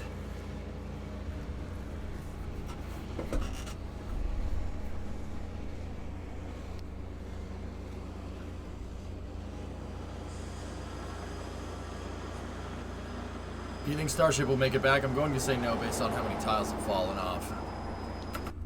Serious? I don't think so. If it makes it, I'll be impressed. Hypersonic tile design is very difficult. Very, very difficult. And, dude, I know it's difficult from scratching the surface of it. Dude, I don't even want to know how complicated that is. I don't think 20 is going to make it. If you really want my honest opinion. I will be very impressed if it hits the water in one piece. And if it does make it, it's certainly going to have a couple of tiles lost. But, once again, that's not a big deal. That's not a big deal. Elon said that himself. That's nothing we don't know.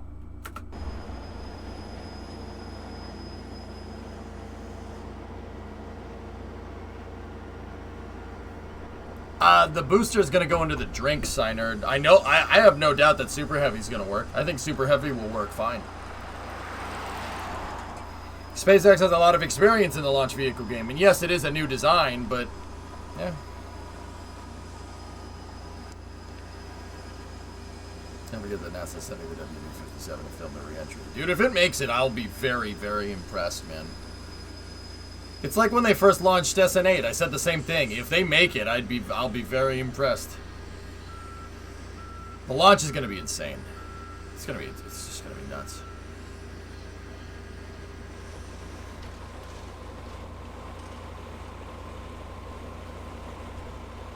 Yeah, Cider. Yep. They almost made it. Yeah, you're right, Buck. They almost did. You're not wrong.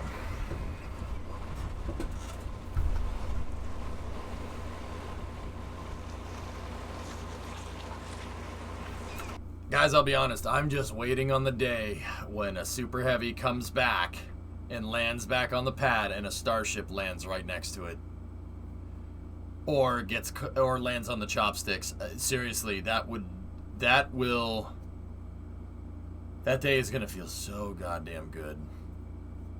I can't tell you. Booster 4 succeeding as they want is the go for Booster 5 catch attempt. Yep. Yeah, it's possible, Forge.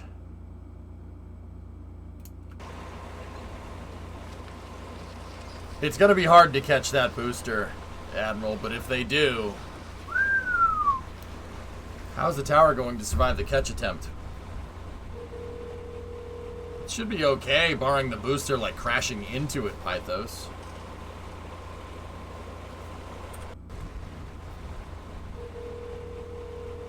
Let me make a phone call. Yeah, Upstate, these guys go real quick.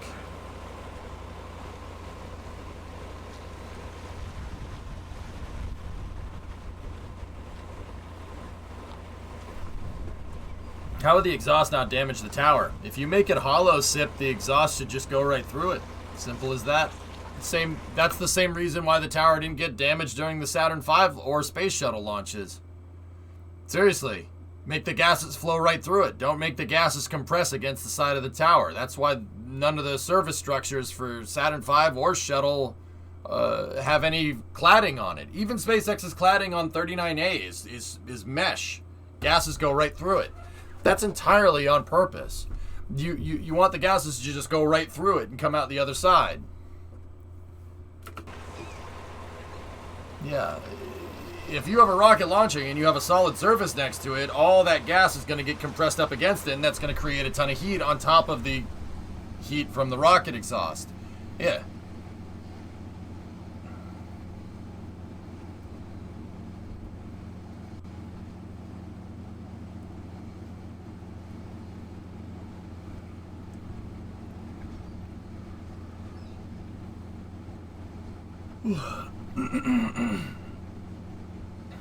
Serial 22. S22 COM. CDMM or COMM? 8.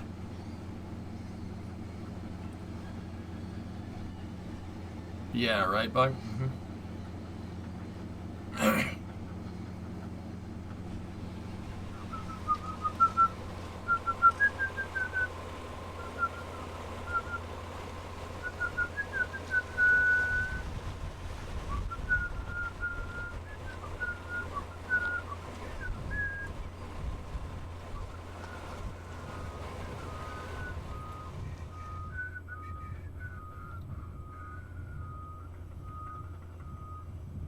Booster 5's forward section's being stacked in the high bay. Cool.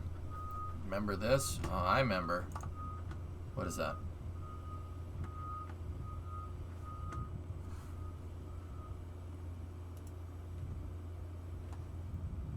Yep, I remember that. The nominal launch.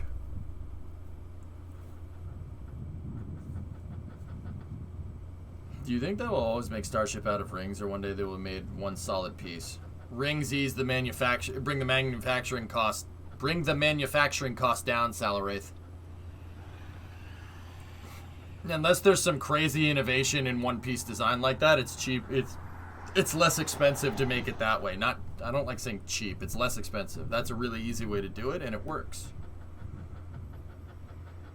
Making it out of one piece actually would complicate manufacturing. I don't think it's ever going to be one piece. That would be really cool, though. I mean, well, on the other hand, Relativity's fuel tanks are one piece because they 3D print them.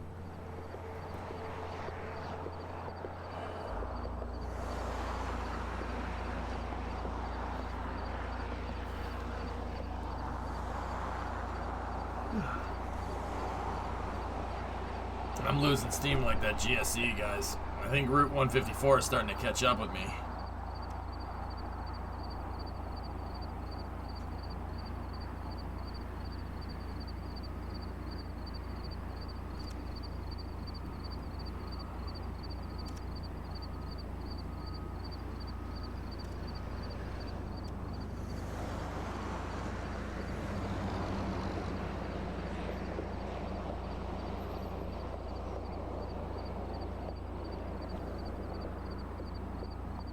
Man, that tank is big, huh? You know, I said that this was a water tank, but now I'm not so sure. But then again, the ribbing does kind of make it look weird, huh?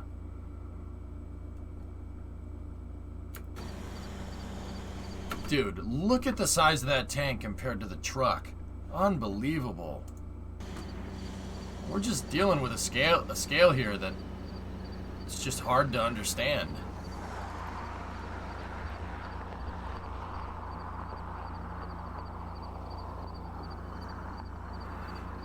Yeah, guys, it kind of does, doesn't it?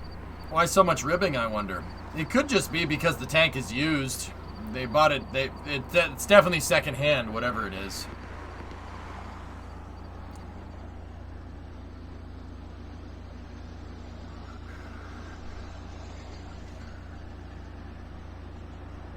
Why buy this tank but make tanks for the GSE? Yeah, Ark, that's a question I don't really have the answer to.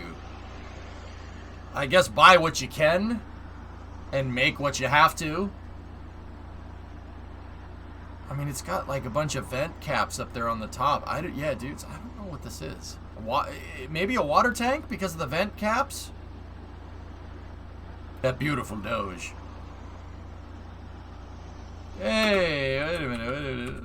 Hey, wait. Oh, look at the little Miata. It's so happy. Look at it. It's just... it's so happy.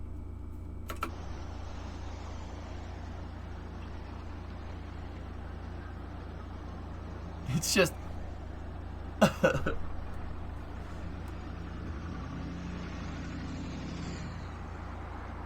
Interesting.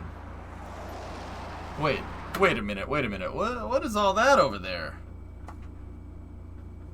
What is this stuff? When did that get put there? I'm out of the loop, guys. What is this? Yeah, you're not wrong. Stairs. A metal structure, lots of stairs.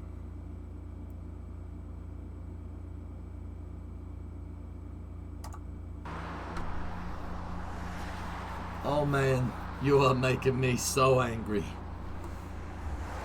That's literally all we know.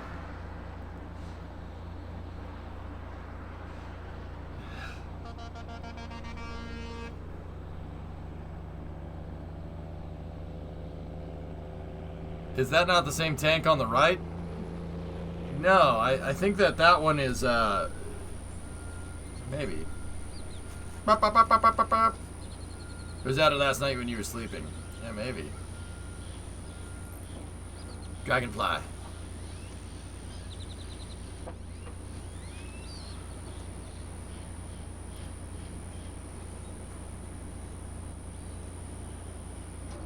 Bird. Sure is a nice piece of metal. Yep. Yep. Edge.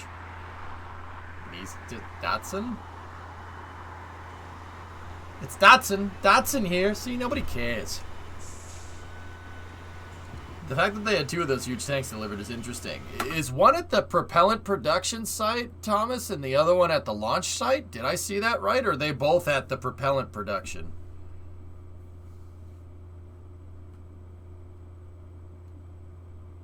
Both are at the propellant production site. It's got to be a water tank. The vent's on the top, dude. It's got to be a water tank.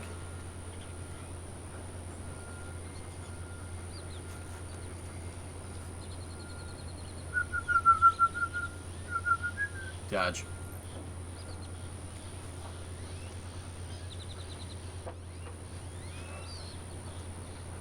Guy. I wonder what they're doing here. Is water consumption part of the methane synthesis? It could be a byproduct. They could be catching the condensation or something. I don't know.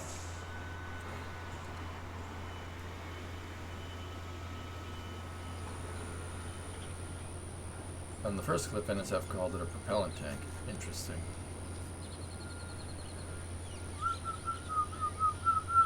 These look like aero components here.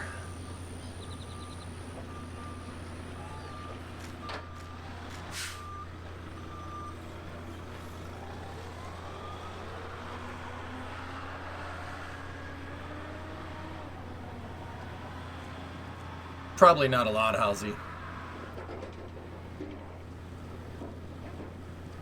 Could be, Synerd. Yeah, it's possible. How are you doing today? I'm all right, Frank. I'm losing steam a little bit. Doing all that driving is kind of catching up with me, you know.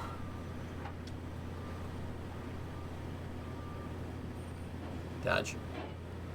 Predominant. Look at that forklift. That's a heavy-duty forklift right there. No more streams.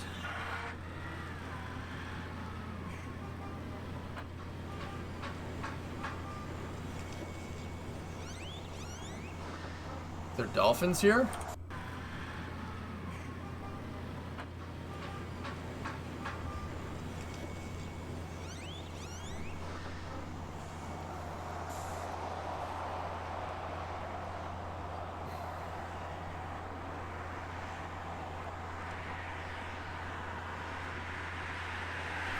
Or should I say Coggers, no more streams? No. Allow me to suggest that you say nothing.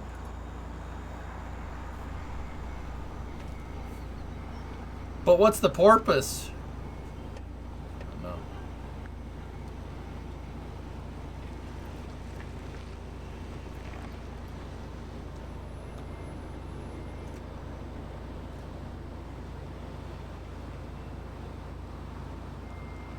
No purpose. They're just doing it for the halibut. Oh, okay. Hey, Dagon, what's going on? Are you gonna play some KSP tonight?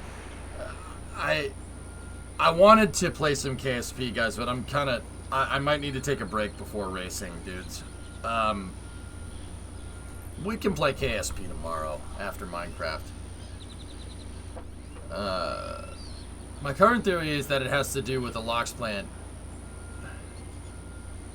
The Linda site near KSC has the same tank with the type of riveting, and the facility next to the crawlaway has the same tank as well. Cool. Meg, time him out, please.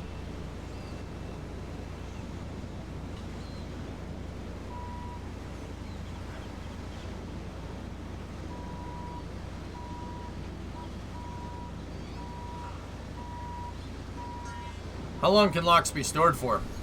As long as you have a thick enough tank wall and a high enough pressure, you can store it indefinitely, 619.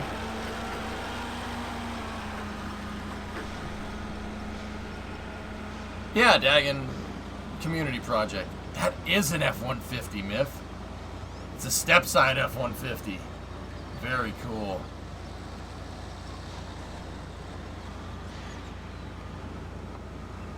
Oh, look, Mr. Ashford is here looking at the trucks. You can see that because his name is on the side of the vehicle. Wait, forklift. Crews begin enclosing the stairs. Huh.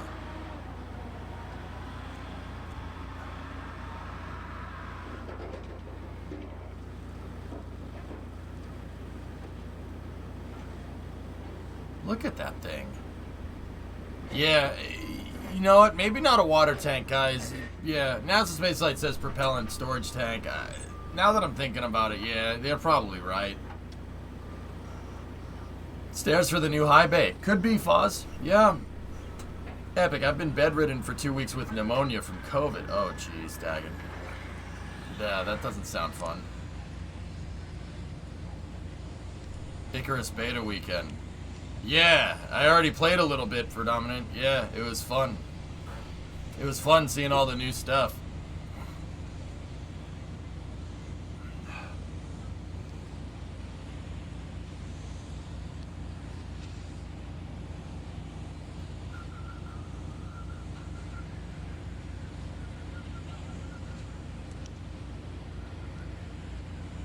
Without you?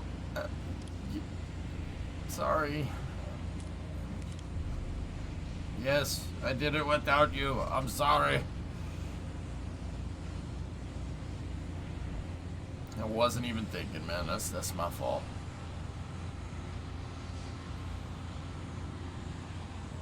Because we all signed out, though, you inherit your level, dude. Join 95. I think he's playing right now. Are zombies allowed to race tonight? Because I might be one. Maybe.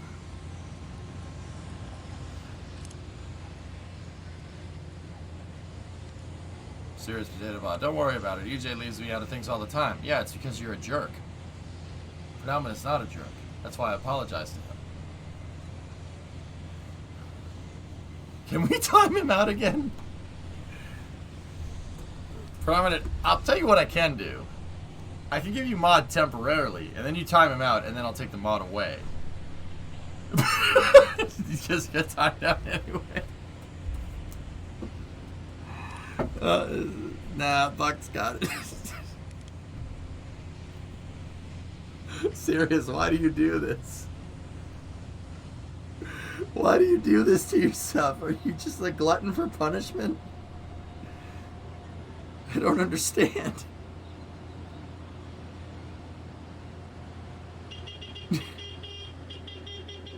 I think he is. I don't understand, man. I don't get it.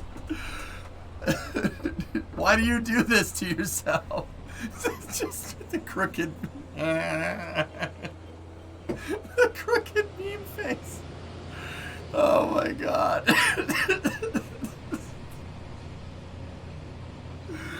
Oh my god, that's so funny.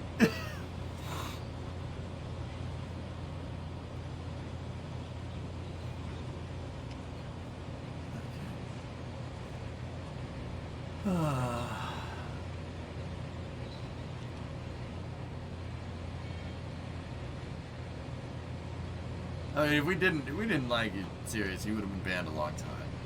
Yeah, a long time ago. He's just a boy. So this is the trolley here for the catcher arms.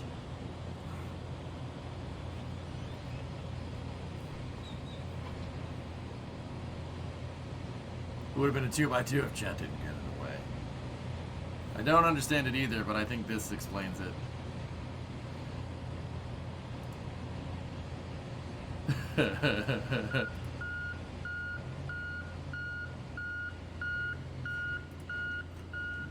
Nice, Tessa. Oh, jeez.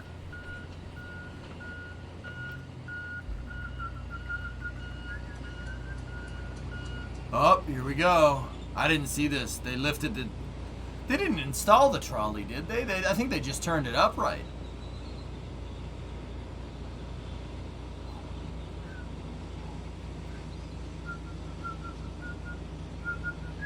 They put it on the red stand. Thomas, so if they're putting it on the... Okay, they put it on the red stands, right? So they're going to assemble the catcher arms on the ground and then move that in the trolley as one assembly. Yeah, that's what's going on, right? Am I understanding that correctly? I overheard you were out 2 weeks. Where'd you go? Where did I go? Dagon? I wasn't out for 2 weeks. I streamed 2 weeks. Dagon, I started a project called Route 154. It was a project for the stream. But it was kind of a soiree into doing, or an exploration into doing very, very, very different content than what you guys are used to. Long story short, dude, I bought a truck from the YouTube channel Hoonigan, and I bought a truck from them, and I fixed it in their parking lot and drove it home.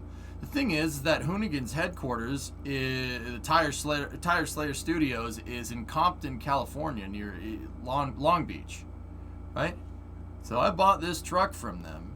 I slapped it back together with 2 viewers, with Scary and Ernok, and Brimo and I drove this sucker home.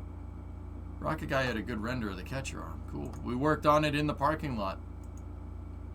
There's us putting the sucker back together. We went to the junkyard, scrounged a bunch of parts. There's me and Ernok right there.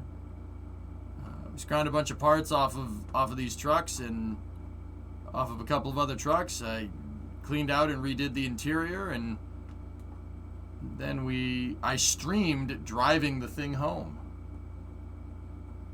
I tried to stream it on an entire cross-country trip. We stopped at Vegas, went to the Hoover Dam, Grand Canyon. I asked Brimo to marry me. Monument Valley, Santa Fe, New Mexico, Amarillo, Texas, Oklahoma City. Then the rear hub decided to explode. Needed to get that fixed, so there it is fixed. Indianapolis, there's the truck at IMS. There's it at Willow Run in Detroit. Then in Detroit, we stopped and hung around with Brimo's family. I went to another junkyard and picked more parts for it. Picked up more parts for it, gave it a chrome bumper, got the XLT grill, which is the high trim level, so the chrome grill. And then stopped by Ford's World Headquarters, where the truck was designed, not made. This truck was made in Cuautitlán, Mexico City. It's a Mexico City truck. But that's where it was designed. It was designed in that building. And then I drove it all the way home to Boston. Again, that's... oh, thanks, Sengammon. Yeah. You just missed Cletus and Cars in Houston. Shame. There was a Jeg sticker on the bed. Yeah, it's on... Yeah. Yeah, the whole project I called Route 154. I'll be honest with you guys. Route 154 was just a ruse. The whole thing was a front to get Brimo to the Grand Canyon so I could propose to her without her suspecting it. You go to the Henry Ford. We drove by it on stream, Logan, and drove by River Rouge. Brimo, my fiance now, is from Dearborn, dude. So yeah, we fixed it in her backyard. I worked on stream with Brimo's dad. We fixed the truck from the hub exploding and stuff. You really got to sell 154 stickers, implying that we don't? Will you keep the color scheme, Sakovsky? Why, do you like it? I like that picture a lot.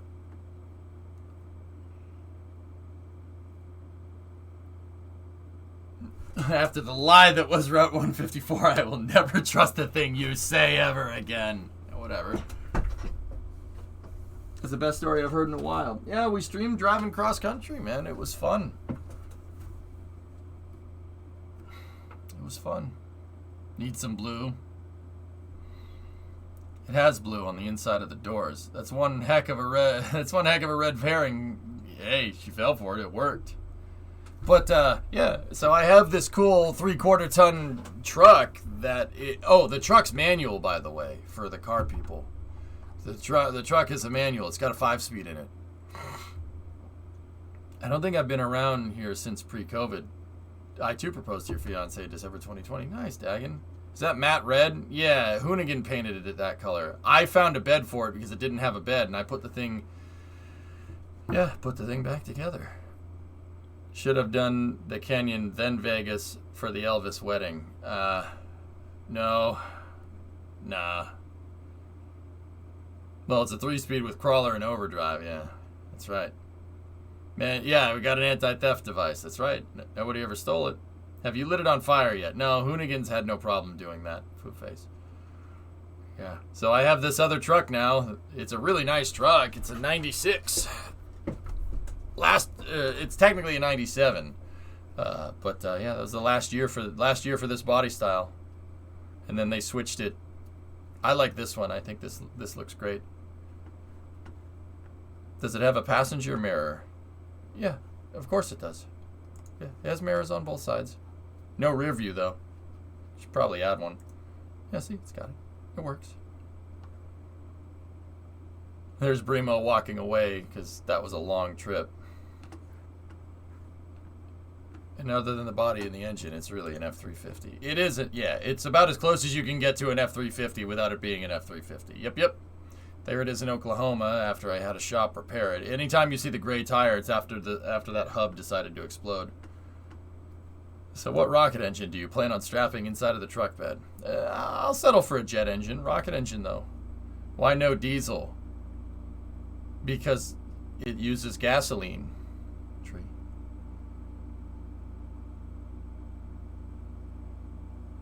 Yeah, it's a good truck. No rust, because it's from California. You bought that huge Baran model, didn't you? I wish. Why is it not a diesel? Tree? What?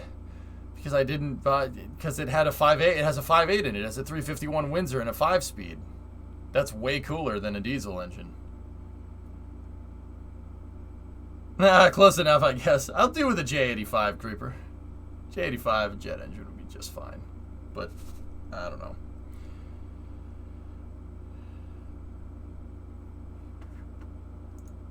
This is the scale of the tanks that we moved there.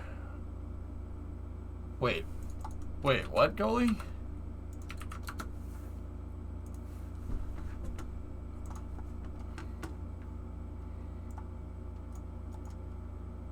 What's that, Vaxock? Freaking mobile? Everything okay?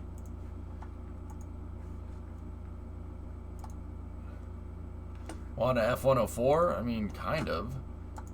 I missed the wheel hub problem. How did you guys notice it? Loud noises? Oh no, the tire fell off when we were driving down the highway because the lug nuts sheared off. Yeah. Oh, dude, I like that color scheme, Edmena. I wanted to paint the truck. I want to paint the truck that color scheme. Sorry for derailing you. Hey, it's no problem, dude. Don't worry about it. Goalie, where did this tank come from? That's the actual tank. Where did this come from? Oh, there's both of them. Okay.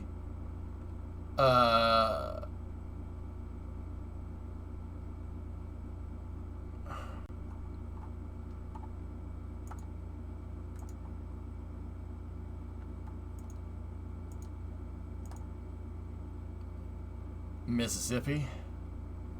Huh.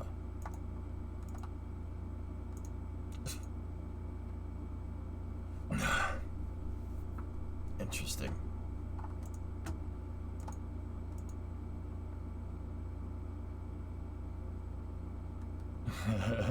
Side nerd, nice. Yeah, there they are. Interesting, goalie. Huh. Alright. Hey. Yeah, see, the bumper was all messed up and the grill was all messed up. I'd like to think that we made this thing look pretty cherry considering. Look at that. Oh, look at that, dude. It's almost an XLT. It's very close. It's a nice truck, man. I love that thing. Dude, we drove that thing clear across the country. Unbelievable. I'm calling her opportunity. It did kind of just keep soldiering on. Where are you going? When are you going to fix that hideous paint job? That paint job's unfortunately kind of become a little bit on the iconic side, Wisp. I don't know if I should.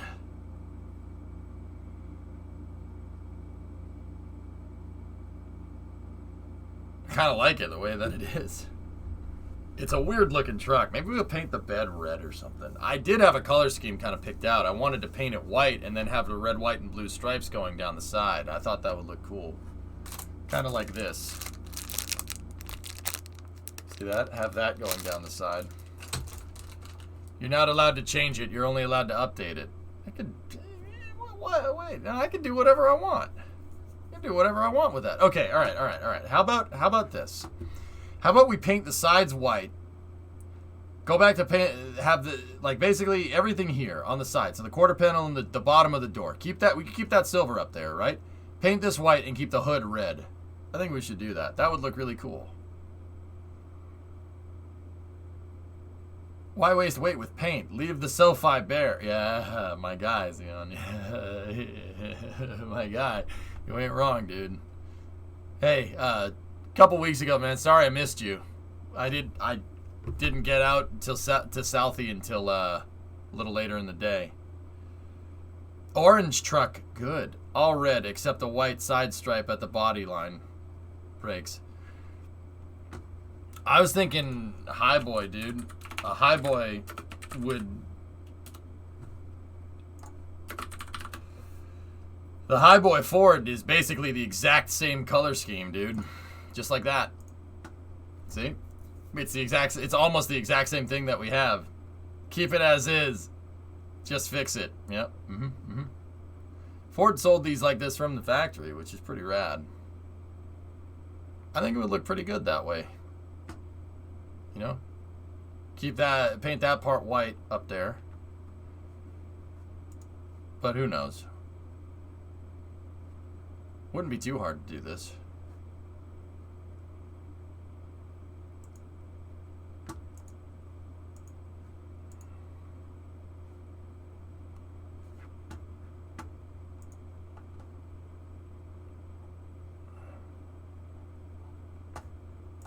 Yeah, exactly, Myth. My dad's 97 is a highboy, but it doesn't have the two-tone. Yeah. The future is now, old man. What's that? The AC-130J's gunship first solid-state laser weapon has arrived for testing. Okay. Painted to look like the shuttle. I wanted to... Here, hold on.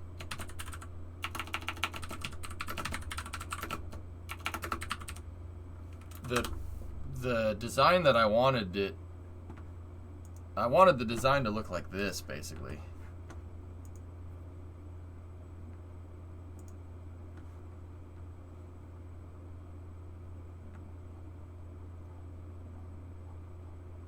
Oh, nice, goalie. A highboy red-white with Detroit steels.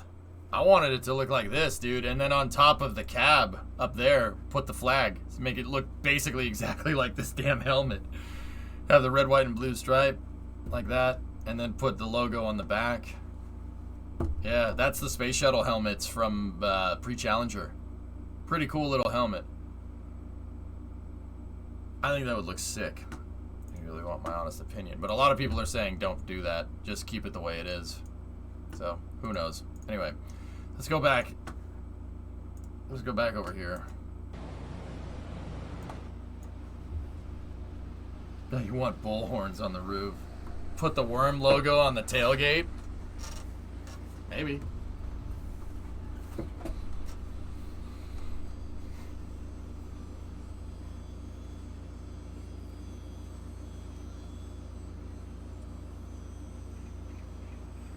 That's the trolley, Moto Kid.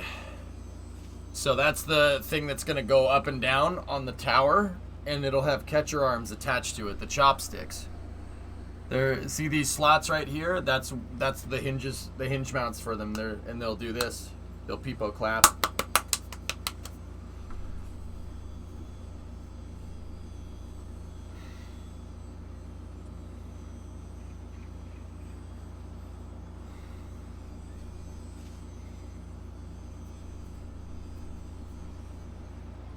Thing is crazy. This is such a crazy idea. I love it. It's so bonkers. This is so wizard, Elon. I'm sure you'll do it this time. Do what? Catch the booster, of course. You've never caught a booster? Not even close? Yeah, Kidster's right. I will this time.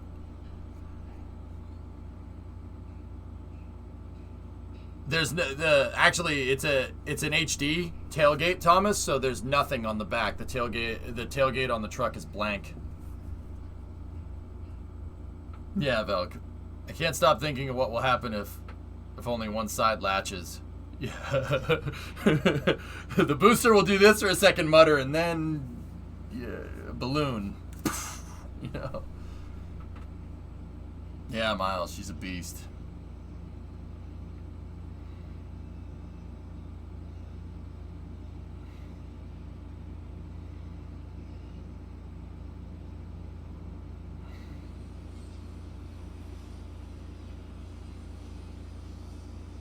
I'm sorry, but I don't get the Peepo stuff. Don't worry about it, man.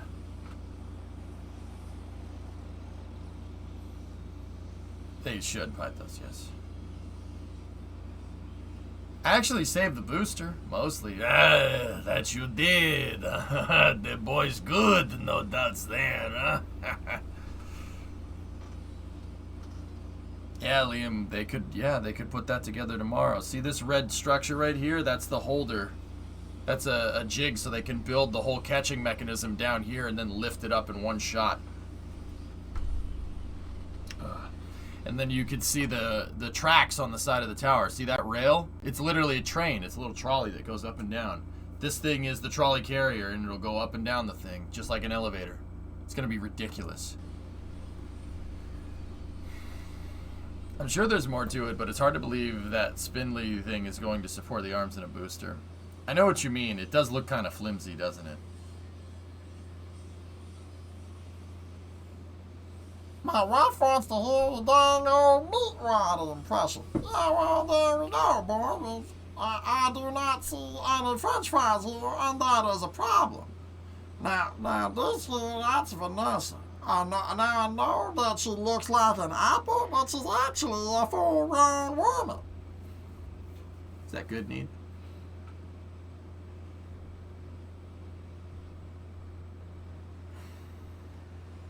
I see they're hanging that thing on there.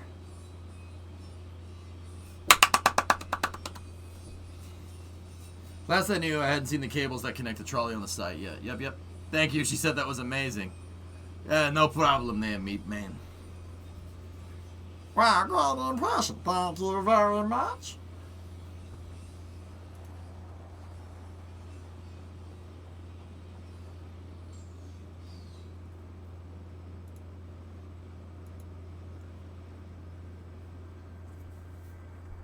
Yeah, Dag, I'm with you on that one. That and it's going to be clamped to the launch tower, so I'm pretty sure it'll be all right.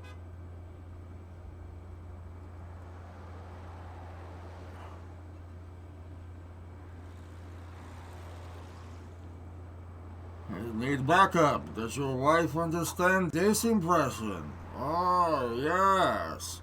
Look at me, Dr. Zoidberg, homeowner. You call that an ink defense? These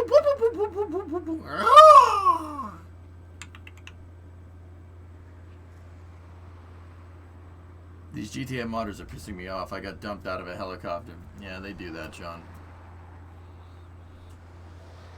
You could say that they're big pieces of chitty bang bang. Holy crap, that was spot on, you say. Thank you. Out of all the impressions, nobody ever asks for Zoidberg.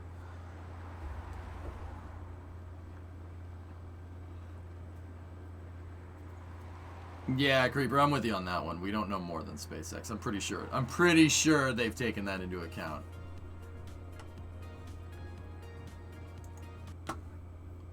All right, guys.